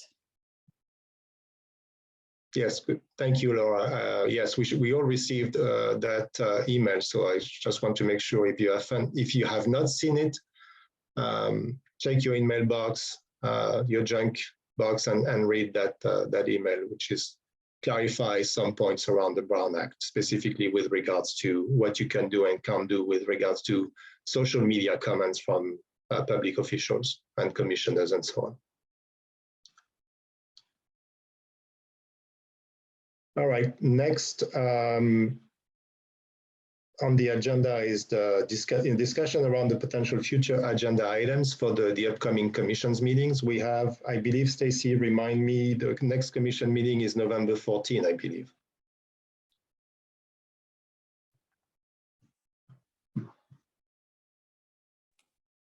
That is correct, Chair Delano. November you. 14th. Thank you. Yeah, thank you. So I would like to ask the commissioners if they have any potential agenda items for that commission meeting. I would mention that we had a request from Greentown to make a presentation about heat pumps. So I have representatives from Greentown. I just want to make sure that's still okay with them. That is our hope and expectation. We will have the two seniors from San Jose State University tell about their how the presentation goes on Wednesday, come back to you with that report and probably some questions that may have come up that would be of interest to you. Maybe we can come up with a FAQ sort of a list based on the feedback that we get from that meeting. Thank you. All right, thank you. So we'll put you on the agenda for the November meeting, and then there was also potentially more discussions and a more specific, maybe a more specific presentation by Greentown around the EV fair. Is that still also Carl and Sybil, since you guys have been working together on this? Is that still something that we can pencil for the November agenda, pencil out for the November agenda or not? I think it seems reasonable, but certainly hope, interim meeting can happen with city staff before then. Well, for me, it would have to be the November 28th meeting because I'm already booked in 2 other meetings on the 14th. Oh, yeah, there's only one meeting and it's the second Monday of every month. So then it would have to be the December meeting, the second Monday of the month in December. Yeah, I'd like it to be after we get a chance to meet with Tanya and Casey. So Carl, you may think we can meet with them before the 14th. I make no assumptions about this, but let's see what we can get done. All right, we'll try for the 14th. All right. So let's do this. So let's not put it on the as a potential agenda item yet for the November 14 meeting. I'll let you, Carl, coordinate with staff and with Greentown, see if it makes sense, and let staff know, and staff can put it on the agenda if that's the green light from you. Sure. Any other agenda items that the commissioners would like to bring up? Maybe updates from subcommittees or others? I just wanted to follow on to your comment at the beginning about the public comment on the shoulder improvement policy. It may be time to evaluate how that policy has been implemented and is working. So, at the point when it's the right time, the staff decides it's the right time to review that. I think it might be nice for the Environmental Commission to at least have a report on how that's been going. May I comment on this, Chair Delano, right now? Sure. Yeah. Yes. Go ahead. Yes. So the shoulder paving improvement policy, it was approved by City Council. And this is out of the purview of the Environmental Commission. There in the Public Works Department, there's a team that reviews the plans when they come in. So there are certain triggers to that policy. For example, if a house is going to do 50% remodel, that would trigger that policy. So it's not like the city can go and tell all the single family homes to implement that policy. There's certain constraints. It's site specific that is handled by the Public Works staff, a different department. And again, this was approved by council as it is. We don't have the authority to change this policy right now because it was under study. There was a consultant, a study thorough that went over this policy. So it's technically out of the purview of the Environmental Commission. So I just want to point that out. So it's not that we can bring it for discussion. It's a council approved document and it's not implemented citywide. It's certain triggers that Public Works staff goes through in order to determine if that policy needs to be applied to a specific project or not.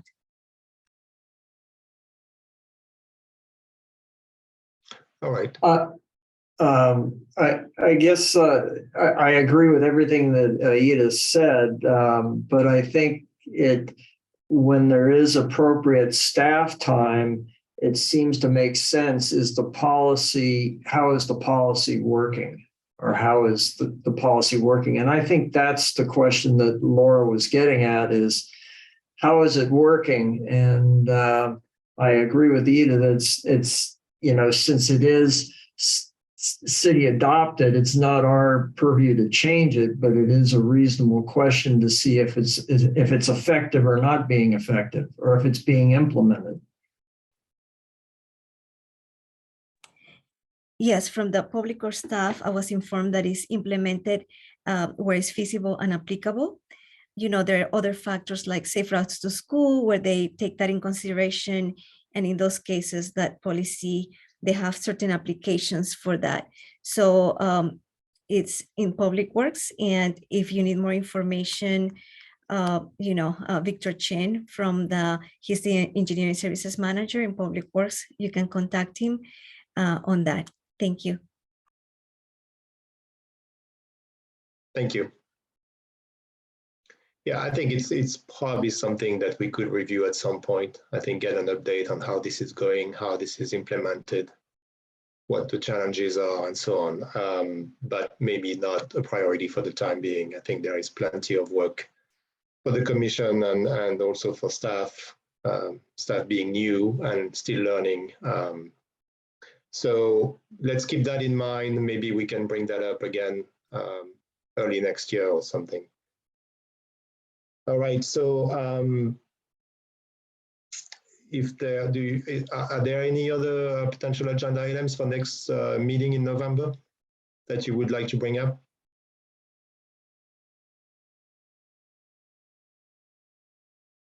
All right, so right now we have the heat pumps, the presentation about heat pumps from Greentown, and potentially a presentation on the EV fair. And that, again, it's going to be between staff and Carl and Greentown to figure out whether they're ready or not in November. Now, moving on, before we adjourn the meeting, we have several council meetings. We actually have 3 more council meetings before the end of the year. Actually, I counted 4. And 10:25, 11:15, 11:29, and 12:13. I believe I'm correct on those, and I will need volunteers to attend those meetings from the commission, from the commissioners. So I'm happy to take tomorrow's meeting, and I would need volunteers for 11:15, 11:29, and 12:13. I'll take 11:15. Thank you, Tom. I'll take 11:29. I'll take 12:13. And Chair Delanu, this is Nisa. Yes. The December 13th meeting is the reorg meeting. I think we're going to have a special meeting that first Tuesday in December instead. Okay, thank you. Thank you for the clarification then. So 10:25, 11:15, Tom, 11:29, done, and then 12:13 question mark, obviously. So there might not be any meeting. And we have our meeting on 12/12, I believe. I think that's the last meeting of the year for us. All right. Thank you very much. Have a nice evening, and we'll see you next month. Thank you, everyone. Have a good evening. Thank you. Thank you, and welcome again, Tanya and Casey. Thank you. Thank you. Bye.